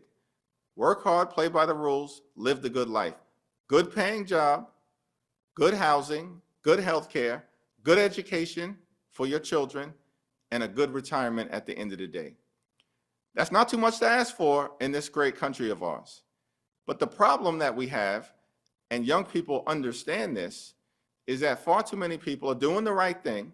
They're working hard. They're going to school. They're playing by the rules. But they can't get to that final piece, the American dream, the good life, the comfortable life, and affordable life. And as Democrats, we're committed to making sure that everybody has access to that we redeem the American dream, we revive it. A majority of people now believe it's out of reach. They are correct. The system is broken, and we've got to fix it, and we're committed to doing that.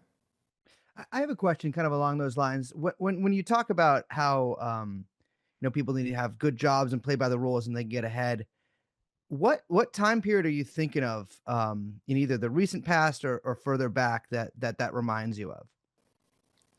Well, listen, I mean, I think the country has never been perfect over our 250 years or so, but we've always had a march toward a more perfect union. I think that the greatest generation saved the world from fascism in defeating Nazi Germany and the Empire of Japan in World War II at great cost and sacrifice, but then came back to this country and built the greatest middle class in the history of the world. And at the same period of time, a few years after their return, you saw the start of the modern day civil rights movement to make sure that you can open up opportunities to everyone in America, regardless of race.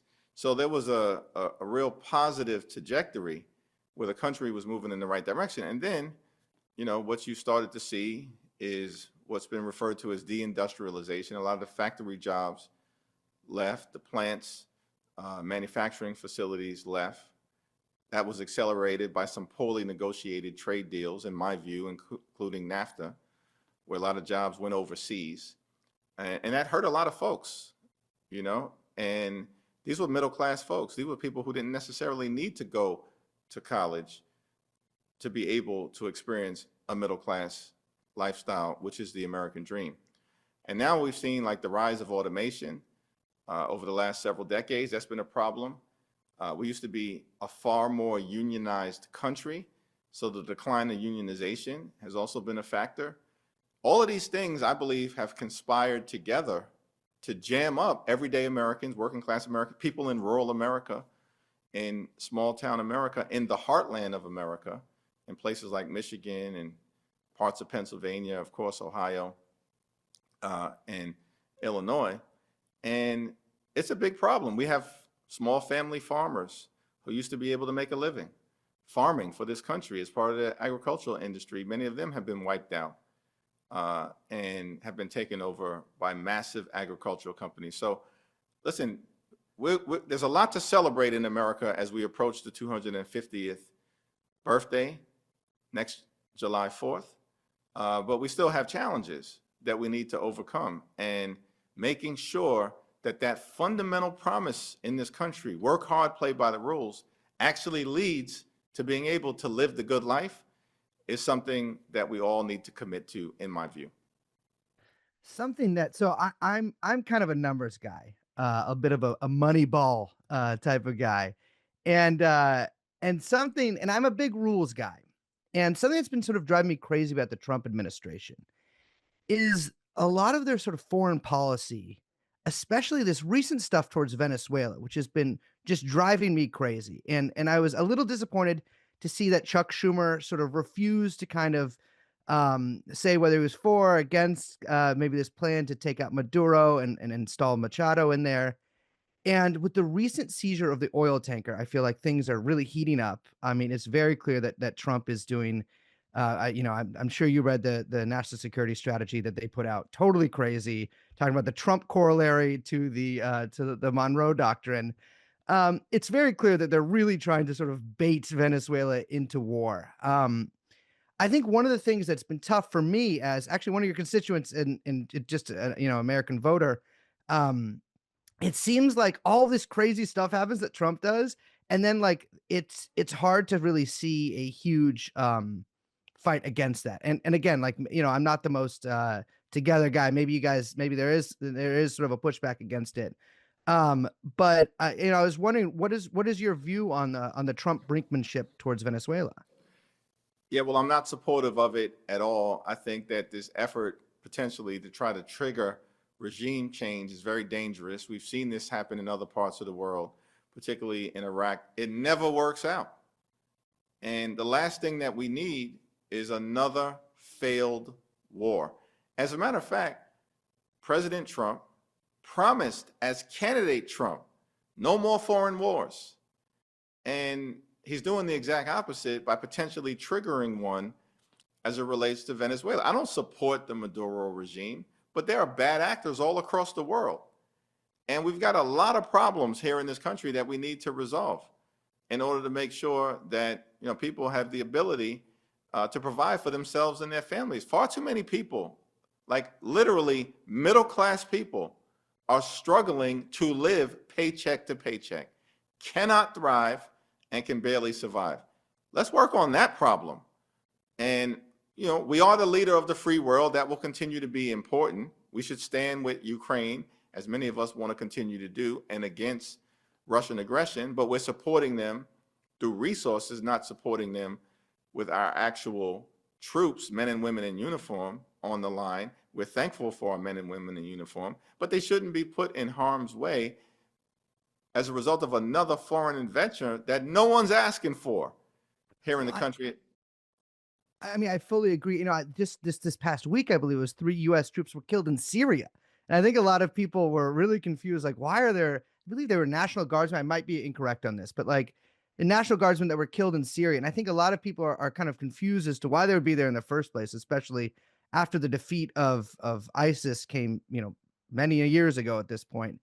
I think there is a real desire from a lot of Democratic voters to sort of bring our troops home and sort of focus on the huge problems that we have here. And I was reading recent polling, again, kind of a Moneyball guy, and it shows that the majority of Democratic voters actually support cutting military aid to Israel. And actually almost half of Republican voters feel the same. I feel that, and this is my view as well. And I feel that while that may be the popular opinion of a lot of voters, we're not really seeing that reflected in Congress or the Senate. Yeah, well, I think my view is, look, the United States and Israel have had a special relationship for decades, north of 75 years, in a very difficult, challenging part of the world. And I'm going to continue to support Israel's right to exist as a Jewish and democratic state, and of course, a homeland for the Jewish people. That doesn't mean that Israel's perfect. The United States is not perfect. But we do have a responsibility and obligation as leaders of the free world to be there for our allies in a variety of different ways. Our allies in Western Europe, our allies in Asia, of course, that includes Japan and South Korea, our allies in Africa that we need to do a better job of supporting, particularly as we've seen Russia and China go into Africa now to try to become more dominant presences there. America's got to stay engaged and connected with Africa, in my view, and we got to do the same thing in the Middle East. But that doesn't mean our troops should be put into harm's way unnecessarily by trying to overturn regimes in any part of the world. We need to be focused on protecting the safety and security of the American people. And that's where I think we need to continue to go. Where does the line get drawn between a country's right to exist and a country's right to have F-35s and air-to-ground missiles? Yeah, well, I think that's interesting. And we obviously provide F-35s to a variety of different countries who we consider allies. And I think those are strategic decisions that will need to be made continuously as we move forward. That includes in the Middle East, and it includes beyond. Listen, but I think it's also clear that America can be a force for good. It's amazing that Abraham Lincoln, in the middle of the Civil War, actually came to Congress. I think it was in 1861 or 1862. So this was very early on. We weren't even 100 years old at the time. And he was, of course, talking about the importance of keeping the Union together. But in that speech to Congress, he also said, America is the last best hope on earth. And he said it then. It certainly is the case now. And I think that means we do have to stay engaged in a variety of different ways. Now, in the Middle East, particularly as it relates to the question between Israel and the Palestinian people, we have to be a force to make sure a couple of things happen. One, obviously, Gaza is reconstructed. All of the hostage remains are returned. Thankful that the hostages who are living have now been returned home. That we crush or ensure that Hamas can no longer govern and oppress the Palestinian people, that we have Palestinian leadership that emerges that can serve the people as part of the effort to reconstruct Gaza. that we put ourselves on a path in terms of the Israelis and the Palestinians toward a just and lasting peace, and that ultimately I still strongly support a two-state solution. That's a safe and secure Israel living side by side in peace and prosperity with a Palestinian state that provides dignity and self-determination for the Palestinian people. To circle back real quick to what Brace was talking about with Venezuela. Yeah. You said you do not support the fight, the maybe preemptive or escalating fight against the Maduro regime. I think a lot of people would agree with you that they don't support it, but I think more than that, people would be like, it's not just I don't support it. It's like, fuck no. Why are we going to start another war? And that's a tone that I have not heard from the left side. It's almost like you're trying to give Trump more rope to hang himself with. Like the further he pushes, the more support he'll lose. But I think the American people are like, hey, we're talking about a war here that we don't need to be fighting in. I would like to see one of the parties be like, hey, this sucks. This is crazy. Don't do it. It's illegal. This is insane. And I haven't heard that from your side. And so is that, are you doing a strategy of like, let's see what Trump pushes for, and that way we can hit him in the midterms with that? Because I think it's more important than that. Yeah, listen, it's matters of war and peace are matters of life and death. So there's definitively an urgency connected to it. One of the reasons why I've been so disappointed in my Republican colleagues is that they've basically allowed Donald Trump to run over Congress, and that the House Republican majority has often functioned like a wholly owned subsidiary of the Trump cartel. And basically, he's their boss. He ain't our boss. We don't work for Donald Trump. We don't work for J.D. Vance. We don't work for their billionaire donors. We work for the American people. And the Constitution is real clear that it's Congress that has the power solely to declare war. And so as a matter of fact, later on today, we'll be back on the House floor debating a resolution put forward by Greg Meeks, the top Democrat on the Foreign Affairs Committee, that will require Trump to come to Congress to seek authorization before he engages in aggressive military action against Venezuela. And so there will be an active and forceful and robust debate. We only need a handful of our Republican colleagues to join us. Every single Democrat is going to support that legislation to compel the Trump administration to come to Congress, the representatives of the American people, before getting us entangled in another foreign war. We made that case to the Trump administration in the briefing that was held yesterday before Congress, and we'll continue to make that case, and definitely forcefully on the floor of the House of Representatives. What would you say to someone who hears that and maybe thinks that it's a bit or maybe I've just become a bit cynical about that, right? Where it's like you look at the increasing power of the executive branch for decades and decades, and both sides, whoever's had the seat, and you look at the multitude of excuses to create wars and are technically named wars. Like, how would you fight against the idea that I can hear you say that, but I could be cynical about the efficacy of that? Like, could something like that actually work?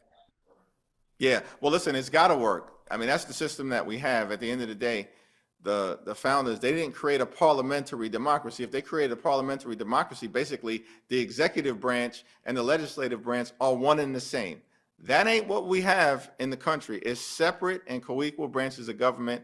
The Congress was designed to be a check and balance on a potentially out of control executive branch, whether that's a Democratic president or Republican president, right? And so I think Congress, you are correct that we've seen administrations on both sides of the aisle continue to take more authority over the last several decades, and we got to reverse it and push back against it, whether it's a Democratic president or Republican president. But by the way, no one has done it as extremely as this administration is doing it. Yeah. I mean, this is an out of control situation. The guy is regularly behaving as if he's a king. I agree with that. And, in 1776, we broke away from governance by King George at the time, broke away from it, and ain't nobody trying to go back to it.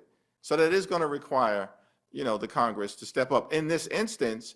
But you're right, we should be intellectually consistent moving forward if we ever encounter a president from the other side of the aisle, our side of the aisle, who tries to engage in this type of aggressive overreach as well.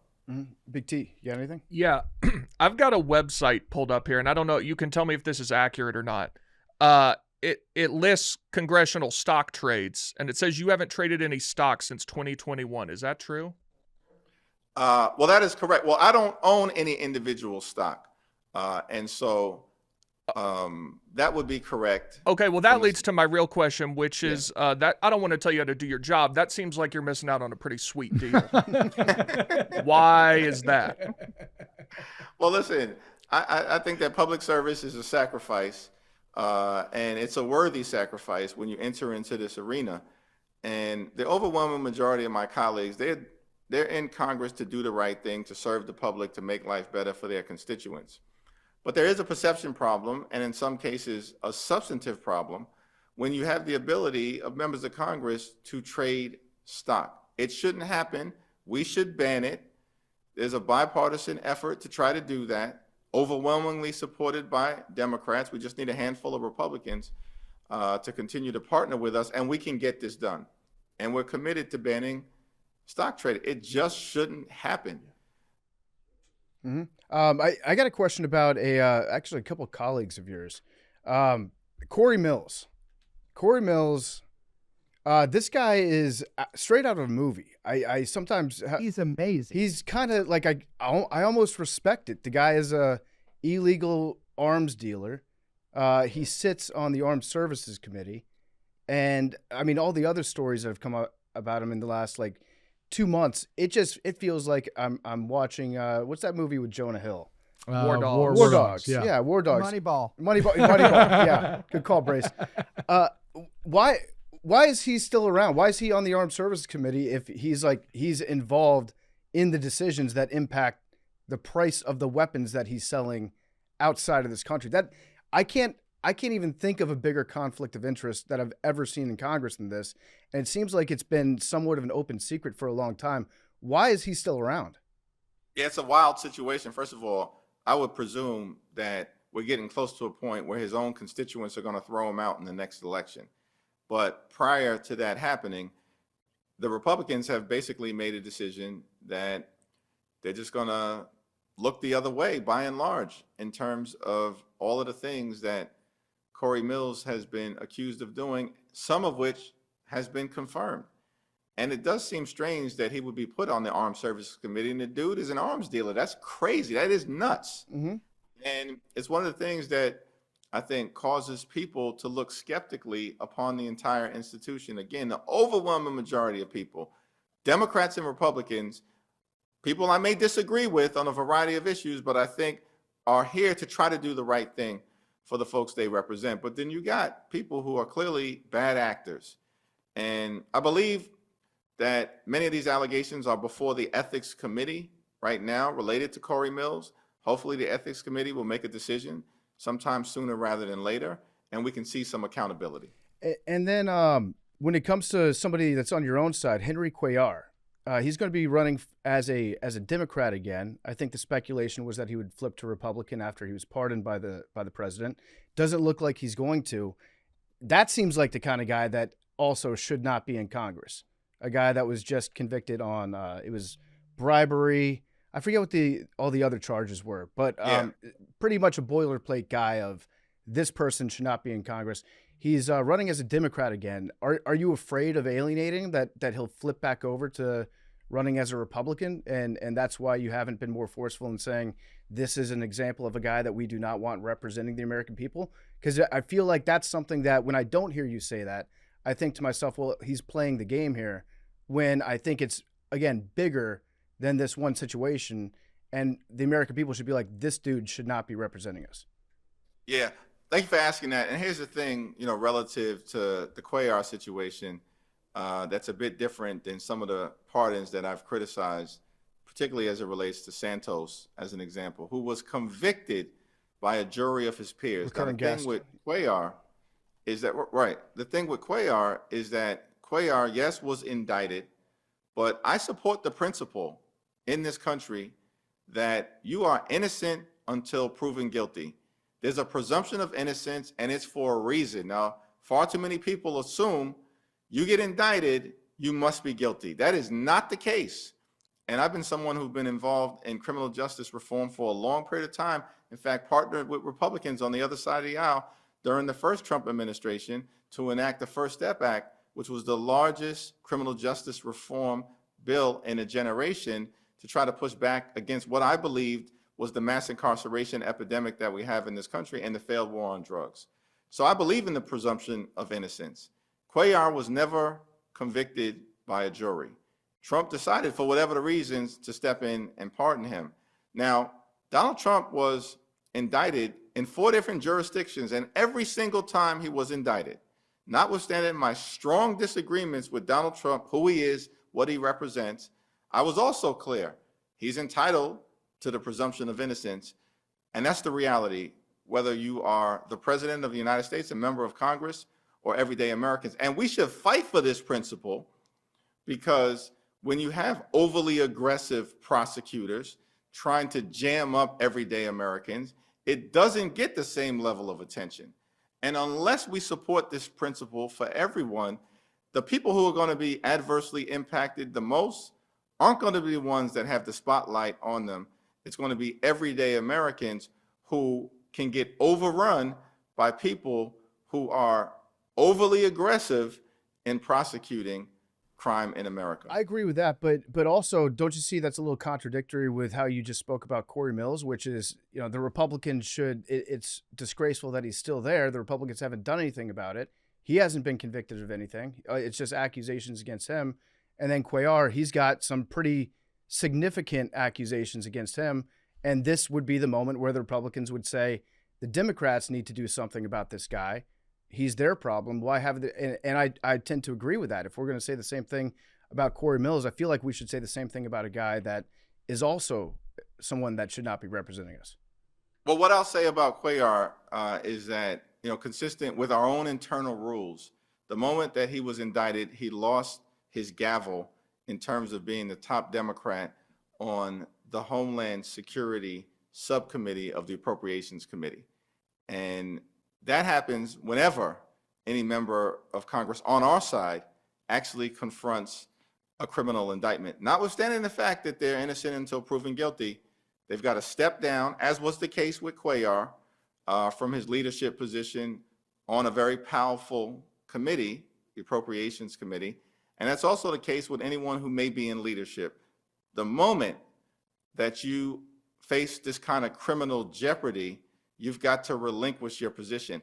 And as we've been discussing, we're just not seeing that on the other side of the aisle. I don't know what their rules are. Maybe they're different. Gotcha. Brace, I know that there's a lot of stuff about the Epstein files in the news. I don't know if you had anything in particular you wanted to dig in on that. Yeah. Well, 2 things. One, first of all, I just want to mention, to kind of bring it back to Venezuela for just one more question. Trump recently announced that he would be blockading Venezuelan oil, which is, to me, totally crazy. I mean, and it really brings to mind the horrible blockade of Cuba that has been in place for decades and decades and decades. And of course, he's using that as a bit of a pretense there. I was just wondering, I mean, I have no idea the legality of, again, like anything Trump does, or if he's actually going to do it, or if it's just a truth that lady that follows him around truthed out for him that he sort of dictates to her. But my question is, like, if they do blockade Venezuela's oil, I mean, this is a sovereign country, regardless of whether people agree with the leadership or not. I mean, certainly there's a lot of other oil producing countries that don't exactly have a democracy that explicitly resembles the American one. That would be correct. Yeah. And my question was, like, what can you guys do to stop that? Well, listen, I think you're correct. We haven't seen any evidence that justifies the legality of this kind of blockade. Now, Donald Trump and the people connected to his administration told us initially that these strikes that are taking place off the coast of South America in international waters were designed to stop drug trafficking, something that we could all support, stopping drug trafficking. Drugs have been a scourge that have impacted the American people for decades, causing a great deal of harm and destruction and death. But we don't even believe that these strikes are lawful. There's been no indication to any of us. We've demanded repeatedly in both private meetings and publicly that they show us the justification for what many of us believe are extrajudicial strikes. That how does this further the national security of the American people? What is the evidence connected to these strikes? And so now they've taken it one step further because they're blockading, apparently, oil tankers. Now, how does this relate to the failed war on drugs, the effort that you allegedly were undertaking to try to turn around? And the irony as well is that Donald Trump, speaking of pardons, pardoned this narco-terrorist who was the former president of Honduras, who, by the way, was convicted by an American jury of narco trafficking. And notwithstanding that, we're supposed to believe that there's a legitimate effort that's underway to try to deal with drug trafficking into our country. And the most high-profile thing that you've done over the last several months in this area is pardon a narco-terrorist who was close to El Chapo and clearly an American jury found was receiving millions and millions of dollars of bribes. So even the credibility on the anti-narcotic trafficking effort has been called into question by recent actions. And now you're taking it a step further by saying, you know what? It's not even about narco trafficking. Apparently, it's about regime change. And we're going to try to jam up these oil tankers with a blockade, by the way, which could bring us closer to triggering military action that leads us into another failed war. So I guess what can you actually do to stop it though? I'm hearing you say like we can request information from them. We can ask for the videos of the strikes. But what can you do? Do the Democrats have power right now to actually stop the bad thing that you're warning us about? Can you stop that bad thing from happening? Well, we're demanding information, one, because as Abraham Lincoln once said, public sentiment is everything. With it, nothing can fail. Without it, nothing can succeed. But public sentiment is super against this already. Yeah. Absolutely. So we got to hold that and sustain it and deepen it. But I think to your point, it's a very good question. Democrats, as of the moment, are in the minority in the House and in the Senate. So we need a handful of Republicans to join us. And we'll be on the floor this afternoon, basically making it clear legislatively, if this resolution passes, that you've got no ability to take these aggressive actions. Only Congress has the ability to authorize these aggressive actions, and we don't believe that the votes are there for you to do it. Now, we'll need a handful of Republicans to partner with us. Every single Democrat is going to support this effort. We're a nation of laws, and so at the end of the day, Congress has to reclaim its authority, and we have an ability to do it this week with the resolution that is being put forward by Gregory Meeks from New York. All right. Brace, do you have anything about Epstein? I know that you got to get running in just a minute here, but wanted to make sure to talk about this. Yeah, so the Epstein files do come out on Friday. And it is, it's kind of anyone's guess how much stuff will be in them. What do you think that the effects of this will be? But also, I had a question because there was a lot of questions about Jeffrey Epstein's relationship with the government of the U.S. Virgin Islands. I know that he employed the wife of the former, I guess, governor there, that he had a quite close relationship with Delegate Plaskett. And I was wondering, some of these things might, as Christine Pelosi said, some of our faves might be implicated here. And I was wondering, if some of this does have blowback on the Democrat side, do you think there will be an internal reckoning there? Well, listen, I think that our position has been very clear from the beginning, and Ranking Member Robert Garcia has done a tremendous job on this. Ro Khanna has done a tremendous job on this. Jamie Raskin has done a tremendous job on this, that we just want the information out there and let the chips fall where they may, because we need justice for the survivors.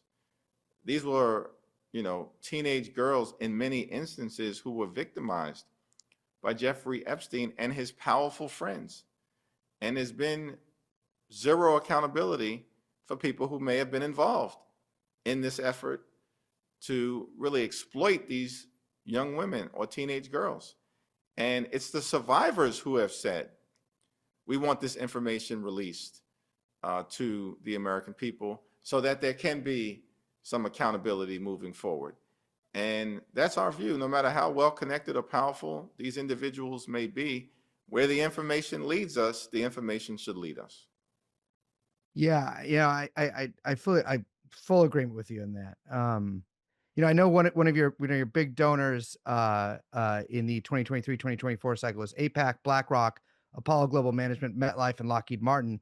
Apollo Global Management, obviously, Leon Black, his association with Epstein.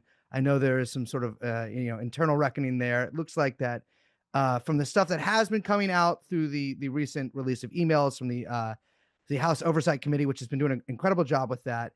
It appears that Epstein was quite close to many leaders at Apollo Global Management. Do you have any insight on how they're dealing with that? Yeah, listen, I don't think I've ever gotten a check from Leon Black, or I've never met him. So I know nothing about him, though I know these allegations of his connection to the Epstein thing is serious. I'm proud of the fact, actually, that my average contribution is $28 per person. And so my biggest donor actually are everyday Americans, people who have worked hard throughout their entire life. We're talking about hundreds of thousands of people who on average contribute $28 per contribution to me. And I'm thankful for that because that's who I'm responsible for helping to serve and elevate. Now, of course, there are contributions from others that I receive from a variety of different folks across the country. But I think it's important to know that I'm proud of the fact, and have worked quite hard to achieve this, that we're raising money in small dollar increments from everyday Americans who just want to see us fight to make their life better. And that's, at the end of the day, what I'm going to continue to do.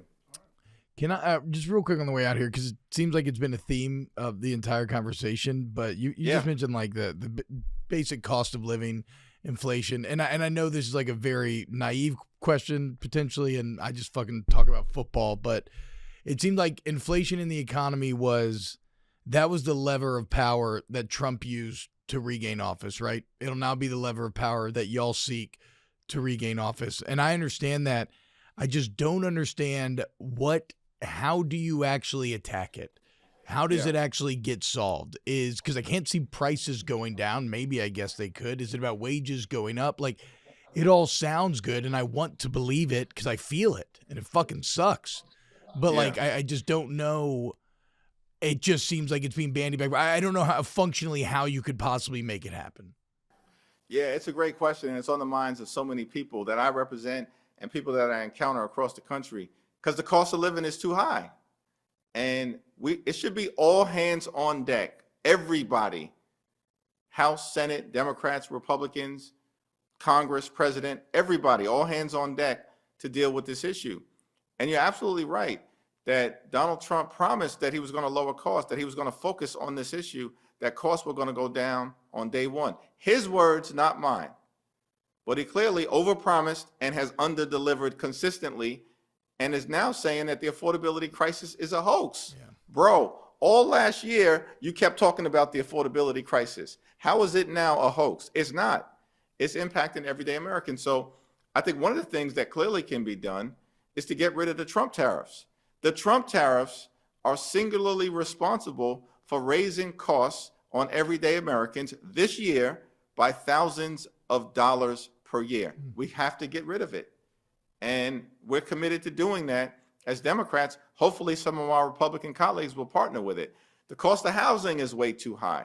That's both rent, too high, and of course, purchasing a home or your mortgage, particularly with interest rates being where they are. One of the ways that we can bring housing costs down, everybody understands this, we just need to do it, is to build more housing that is affordable for working class Americans. This is a matter of basic economics. If the demand for affordable housing is here, but the supply of housing that's affordable is here, then of course prices are going to remain high and continue to go in the wrong direction. And the only way that you can actually bring housing costs down, or the most direct way to do it, is to build more housing. Massively, like a New Deal level type of housing program, as opposed to, by the way, spending billions or trillions of dollars on a foreign war to bring it back to Venezuela. And the reason why, let's just focus on solving the problems of the American people. That's absolutely what we should be doing. All right. Well, I appreciate the time today. thank you Real so quick, much, man. Thank you. last thing. We talked to Pat Ryan, Congressman Pat Ryan, a few weeks ago, and he had on a sweet House of Representatives quarter zip, and I meant to ask him about it before he left, but I didn't get to. Are those? It is Christmas time. Do some maybe fall off the truck for friends and family? Are those exclusive? How does that work? I'm all about those quarter zips. I have a black one and I have a blue one, but we can definitely make them available to you Love and that. everybody connected to this great show. Thank you very much. Let's go, Might be man. stolen Merry valor. Christmas. But, yeah, appreciate the time today. Yeah, thank you, sir. And good luck with the Venezuela stuff. Listen, I think there's a lot of people that are watching the Venezuela stuff, and how Congress acts right now is going to make a big impression on how they vote in the next election. So good luck with all that, and say hello to Miss Boebert for me if you see her on the floor, please. We appreciate y'all. Happy holidays, Merry Christmas, Happy Hanukkah, Happy New Year. All right, Yes, take sir, care. You too. Thank you. Thank you. He made sure to get everyone. He nailed him. Yeah, I like how my favorite small part of that was when he was when they casually mentioned states, and they're like, states like Wisconsin, parts of Pennsylvania. He did say Illinois. Ohio. Oh, that was an afterthought. He threw that one in at the end. All right, good job, Brace. God. Can you tell? I had one more question that I forgot. I meant to ask, but I couldn't slip it in. What joke was I missing when you kept saying I'm like a Moneyball guy? I just love saying the word Moneyball. There's no. Oh, okay. I was like, I've never seen Moneyball, but I'm like, that's. it's a good movie. You should watch it. Well, it's a great way to ask a question too, where you can kind of not have like it's not my opinion. I'm just I'm a numbers guy. I'm just I'm balls and strikes guy. Yeah. Right? I'm Moneyball. I'm just crunching the numbers here. No, I wanted to ask him. I was like, listen. I wanted to say listen. I know a guy who got shot by the IDF in the West Bank last year, with bullets that are paid for with my tax dollars. Yeah. Like. That's, First of all, why the fuck am I paying taxes if they're shooting a fucking substitute school teacher in the leg, a Filipino no less, which we love, and they they killed that Turkish girl who was from I believe Washington, woman, and I'm like, why the fuck is you're talking about affordability? For some reason, my money is paying to shoot a guy from New Jersey in the Middle East. Well, and it's like he talked about allies and protecting your allies' interests, and I wanted to get to that as well. It's like, well, what about when your allies' goals are clearly not aligned with what your own are, or at least what you kind of purport to defend and believe in? We sell F-35s to countries, but I think there's only one of those countries that is currently carpet bombing, doing a genocide, residential. Yeah. Well, we should in the interest of anti-war, we actually do defend the F-35 program, as the planes do not work, and they Brace, are. Be careful. They're saying they say they don't work maybe so good. Are Be the careful, F-35s Brace. overrated? Be careful, Brace. Are they pretenders or contenders? No, dude, you like the F-35. I don't like the F-35 as a plane guy and as a man who owns a flight simulator. I think the F-35 is a tremendous weapon of war. The capabilities that they don't. You're probably going to bring up the time that they did the red flag operations and the F-16s battled them to a stalemate. Yes. Yeah. Well, correct. Brace, you would be wrong about that, because the F-35s were made to fly with their weapons loadout on the outside of the plane, thereby diminishing their stealth capability entirely. So they made the F-35 fly like an F-16, and they also didn't allow the F-35 to use all the internal avionics and stealth and radar technology and sensors that it has built into it. So you made handicapped. It was an F-16 against an F-16 that, frankly, the F-35 doesn't maneuver as well as the F-16. But that's not what it's meant for. It's meant for firing missiles at targets that are 60 miles away without the target even knowing that they're being targeted. The F-16, nobody dogfights anymore, despite what Top Gun tells you. And I've been saying that for years. Yeah. So listen, that's a problem. there was a lot of money. We spent a lot of money on the F-35. Their readiness capabilities are up for criticism. I'll agree with that. But as a weapons platform, per my experience behind the joystick of one in my flight simulator, it's right up there. Well, that's kind of like it's like naval battle. You think about it being like two like galleons broadsiding each other, but in reality, it's you can't see anything. You're firing just across in this vastless ocean against each other. That air battle of India and Pakistan that happened like 6 months ago. I was about to say there was dogfights there. No, that wasn't a dogfight, Brace. They were firing weapons from like 100 miles away. What? It was all beyond visual range. BVR is what we call it in the biz. Whoa. And so there were some J-10s that were just chilling that got hit with a missile, never saw it coming. And so it was that's what we built the F-35 for. F-35 would have dominated in that battle. You're making the case for you sound like the F-35 guy now. You know what? I'm just saying that. Wow, that's impressive. Yeah. But it's all moot anyways, because we're going to invent some kind of like mini drone screen that just goes up like into the stratosphere that like exists as a block. What is the Golden Dome supposed to be? It's just a missile defense system? Yeah, we already have a missile defense system. NORAD. Yeah, we've got one of those, but if the Santa tracker. If you I was call just it gonna say. if you call it the Golden Dome and you spend some money on it, it becomes better. So Is ours better than Israel's? No, Israel's is that well. Like, how do we not have the best one? It uses a lot of our technology, but the reason why we don't have the best one in the world is because we don't need the best one in the world. Because I'd like to have it. We've got. Don't we have so much ground to cover, though? We've got two oceans. oceans. We got a lot of continent. We got two oceans that separate us, and then we've also got Canada, who we don't think is going to be attacking us. I just think for the amount of money we spend, nobody should have a better anything than us. No, here, Big T, here's how it's got to be. State by state.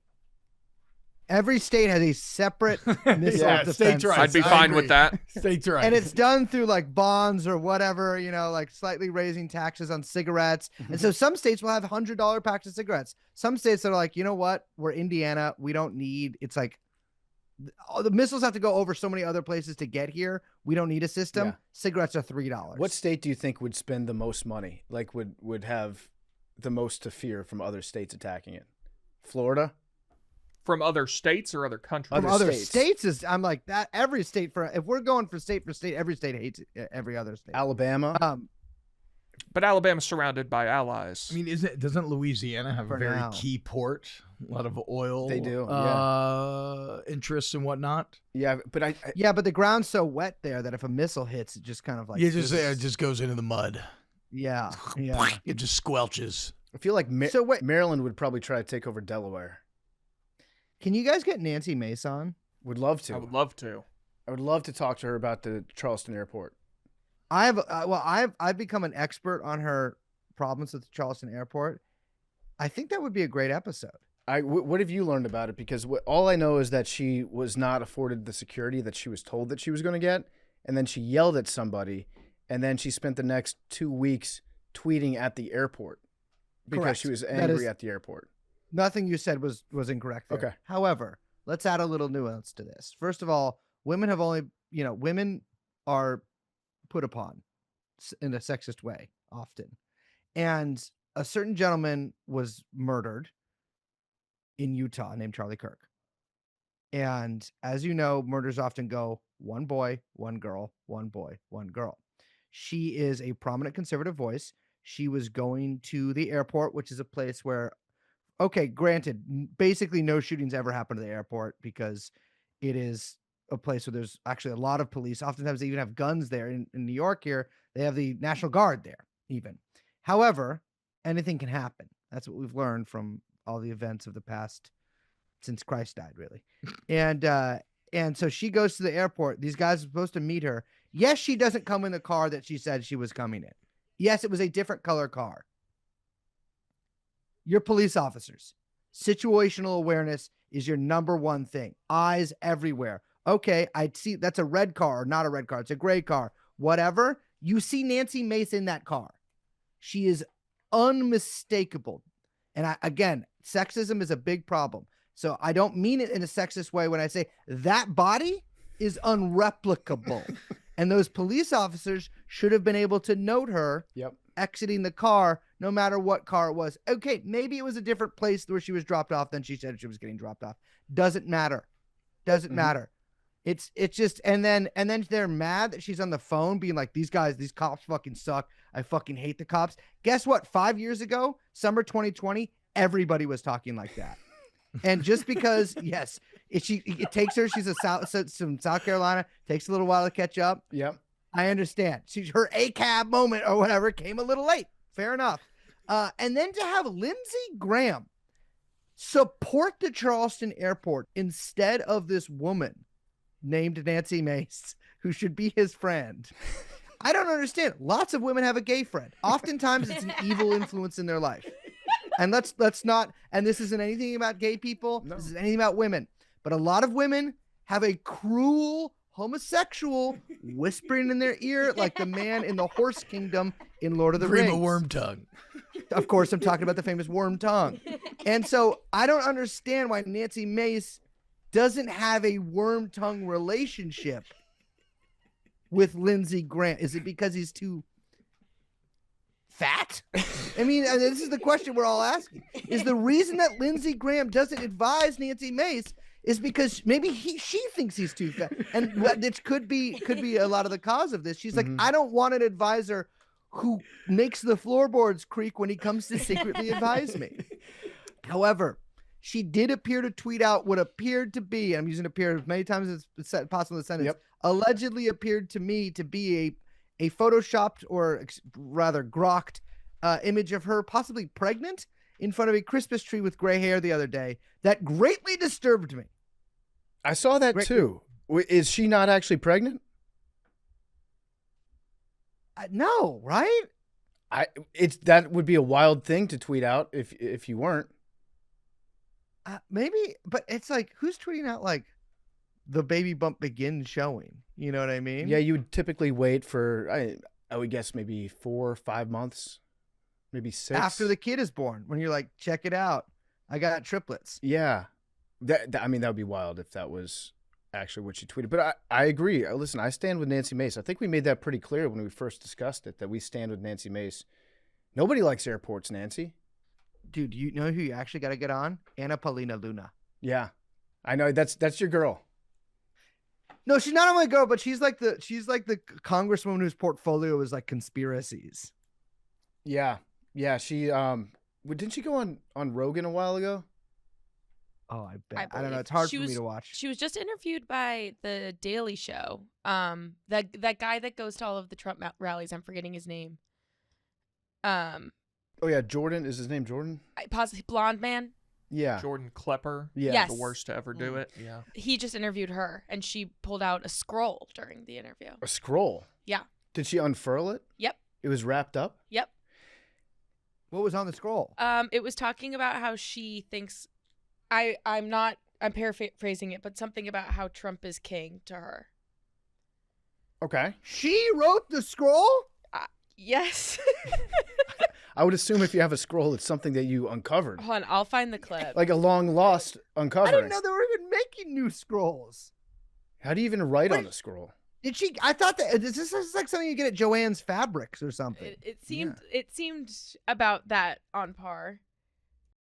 What I love about her is that she said she was Jewish, and it turns out her grandfather was Jewish, and it turns out that he was actually on the other side of that conflict. Oh, no way.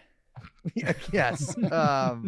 And there's a great picture of him in his little, I believe, I think actually he might have been in the SS, but not the real SS. He was in like the what do you call it?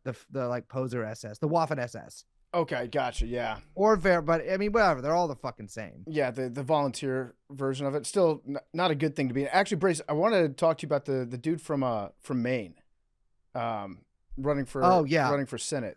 So he's got the Totenkopf tattoo, right? It appears to be a Totenkopf over the little beaten heart. I'm like always a guy that's like policy, whatever you stand for, I can separate that from personality, that sort of thing. What are you going to do once you get elected? I'll separate that. I feel like we should have a rule against Nazi tattoos, just in general. Like that seems like a line that I'm okay with drawing. Didn't he get it covered up with like the headline here says you got it covered. Got it covered, but no, it's like a way worse tattoo. He should have gotten it covered up with just like, I don't even know what. It'd be so funny if you just got an Israel flag, like full color, blue and white over it. Yeah. It's like, sorry guys, my bad. I think he got it in the Balkans too. I don't know. Whenever a guy like that runs, I'm always like, I don't even want to pay attention to this man. Like, I'm just like, it's a little too epic for me. Yeah, it's always funny too seeing some Democrats that get to like support a big tough burly guy that went to war and fight, and they're like, finally we got one. This is we can be tough too. Yeah, he was like, oh, that was like the big thing is like Democrats always try to run vets, and like for some reason the biggest result of that have been Elise Stefanik. No, is it Stefanik? Choose the CIA one. Are you talking about Spanberger? She just won governor. She was Spanberger, the governor of too. Virginia. No, she's now. another one. Maybe Stefanik's not the right one. CIA Democrat. She's Congresswoman. I'm typing one-handed here. Stefanik is the Republican. Alyssa Slotkin. Slotkin. Yeah, Stefanik's a New York Republican. Duh. She did the all the when they got the Ivy Leagues up there, and she was like, "You're anti-Semitic." No. We have Alyssa Slotkin, and actually, I went to a weird Democrat thing in DC, like I don't know, 6 or 7 months ago, and she was like the main speaker there, and it was possibly the worst thing I've been to, like a ton of MAGA stuff. I always have a good time at that. I've been to all kinds of horrible political events, but Welcome Fest in DC had to be the worst I've ever been to because of how boring it was. And the main thing that I got from it was like, you know what? Moderate Democrats fucking rock, and we should elect more of them because they're more electable. And I don't know if that's exactly been proven true. I think people just don't like Democrats kind of no matter what their politics are. Yeah, I think that's pretty fair. And we were looking at the was that the centrist convention that you went to? Yeah, centrist convention. Yeah, it was amazing. That's a great convention. Have you seen the graphic for the TPUSA Fest this weekend? No. Let me send it over to you. Arian and I were talking about trying to get down there. I want to know. I want to go so fucking. T-Bone, where is it? I'm sending it. I'm sending it over to you right now. It's in Phoenix this weekend. I was just fascinated by the graphic because I want to know everything that went on behind planning this graphic and all the drama that happened, where like who was pissed off that they weren't featured high enough on this list, how many people on this list wanted certain other people not to be invited. That's the real story behind this. Is I want to see a documentary, like a Hard Knocks. Oh my god! Of how they did this. Oh, they got Gutfeld, dude. They got Gutfeld, yeah. That's a score. Oh, Grant Cardone, who I believe is a Scientologist. I might be wrong on that. Yes, he's very high up in Scientology. That checks out. Okay, he is a Scientologist, Yes. so a little bit crazy the Christians are having him there. James O'Keefe, of course. Mm-hmm. Alex Berenson. Oh, interesting choice. Jonathan Keeperman. Very interesting there. A sort of reformed alt-right guy. Riley Gaines. Allie Beth Stuckey. I don't know too much about her. I find her to be gorgeous. Steve Bannon, Donald Trump Jr., Tulsi Gabbard. Don't hear much from her lately. Jesse Waters, I dislike looking at him, but he looks kind of like that one guy, the method actor who was on Succession. Ben Shapiro, of course, Glenn Beck, Vivek Ramaswamy, and Matt Walsh, Michael Knowles, Benny Johnson. Okay, so I guess he's weathering the allegations. Sean Duffy, we love him. Rachel Campos Duffy, never even heard of her. That's crazy that Ben Carson's that high up there. Really, you think so? What the fuck has he done lately? I don't know. What has he been? He's been a little too quiet, hasn't he? Well, he was the. Yeah. Is he going back to surgery? Is he in the administration? He was in the last one. He was housing HUD guy. housing urban development. That's not like, what is his job now? I'm not sure. Yeah, I don't think he has a podcast. No, he probably does. He probably does. You're right. Yeah, the HUD was his last position. Yeah, Russell Brand. That's a guy. This is tough. Russell Brand is an all-time guy. Wait, who the fuck is Nelda Buckman? See, I don't know some of these people. I feel like maybe I'm getting washed because I don't recognize some of them. I just assume everybody has a podcast. Nelda Buckman is the creator of a studio, like a movie studio, who I believe makes conservative media based on what I'm looking at. You know who I feel bad for on this list is Congressman Mike Collins.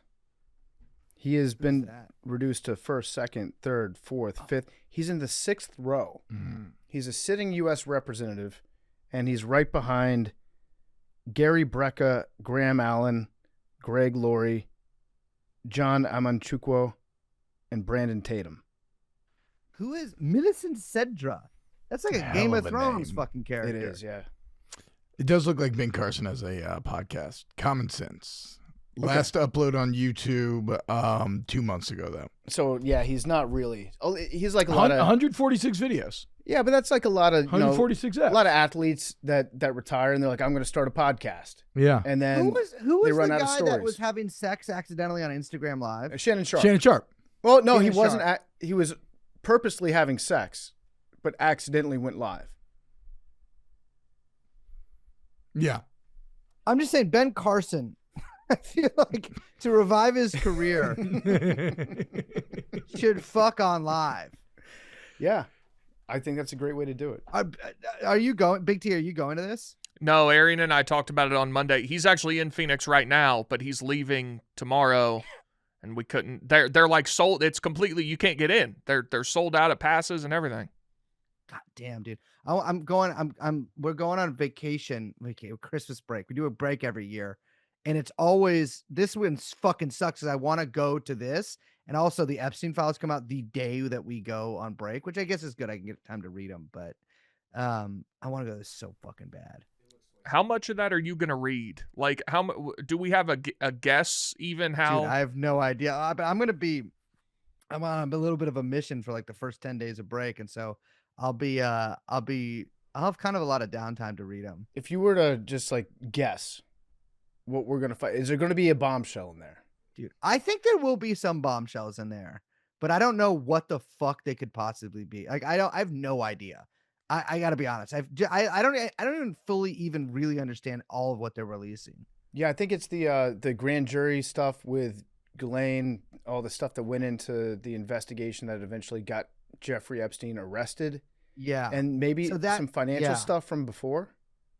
Yeah, I guess like, I mean, I'm like, is it going to be like the evidence they collected from his house afterwards? Like, is it? And I mean, it's just, there's so much shit it could be that I just have no idea. Do y'all think anybody, and am I wrong here? Has anybody been arrested outside of Ghislaine and Epstein? Yeah. Yeah. So do you think we get another arrest? I don't think so. Damn. I don't think Fuck. so. But Jean-Luc Brunel, like just sort of like one of his, a Ghislaine type figure with him, was arrested in France and also subsequently was found hanging in his cell in jail. Oh, interesting. Yeah. Coincidence. But yeah, I don't know. I have no idea. I've been like still reading all through the Ehud Barak emails. Mm-hmm. It's pretty crazy stuff. It's crazy stuff. Hey, guys, I got to go. Well, thank you, Brace. Appreciate your time. Thank you for having me on. You're the best. Thank you, Brace. This was fun. you. Great to meet See you guys. Can I just quit? Yeah, just quit. Just quit. People are going to be pumped for a Brace episode. Amazing. And I'll see you very guys. fortunate timing that it was when we had House Minority Leader Jeffries on. Absolutely. See you, Brace. See ya. Okay, that was macrodosing. I enjoyed the interview. I enjoyed Brace and T-Bob contributing. Good job. Big T, how would you say that went? Pretty good. Pretty good. Yeah. Yeah. Okay, I'll take pretty good. I'll take pretty good. It was 7-2. Okay, that's great. Perfect. Don't want to stay medium. Don't want to be. Now, if we get, Thanks. Don't give me any rat poison. if I get the quarter zip, it was a 9-4. Then you're bought off. Yeah, Then you're quite literally in their pocket. but they'd be on my chest. So That's true. They might be in your pocket. yeah, Flipped it on them. All right. Good episode. We will see you guys next Tuesday. Next Tuesday, we've got a favorite things / Christmas episode. And excited about that. Well, have a good one. Enjoy. And see you at the Racket, New York City, tonight, Thursday. Mackenzie, if he asks, I want the black, not the blue. Love Unless they want to send both. you guys.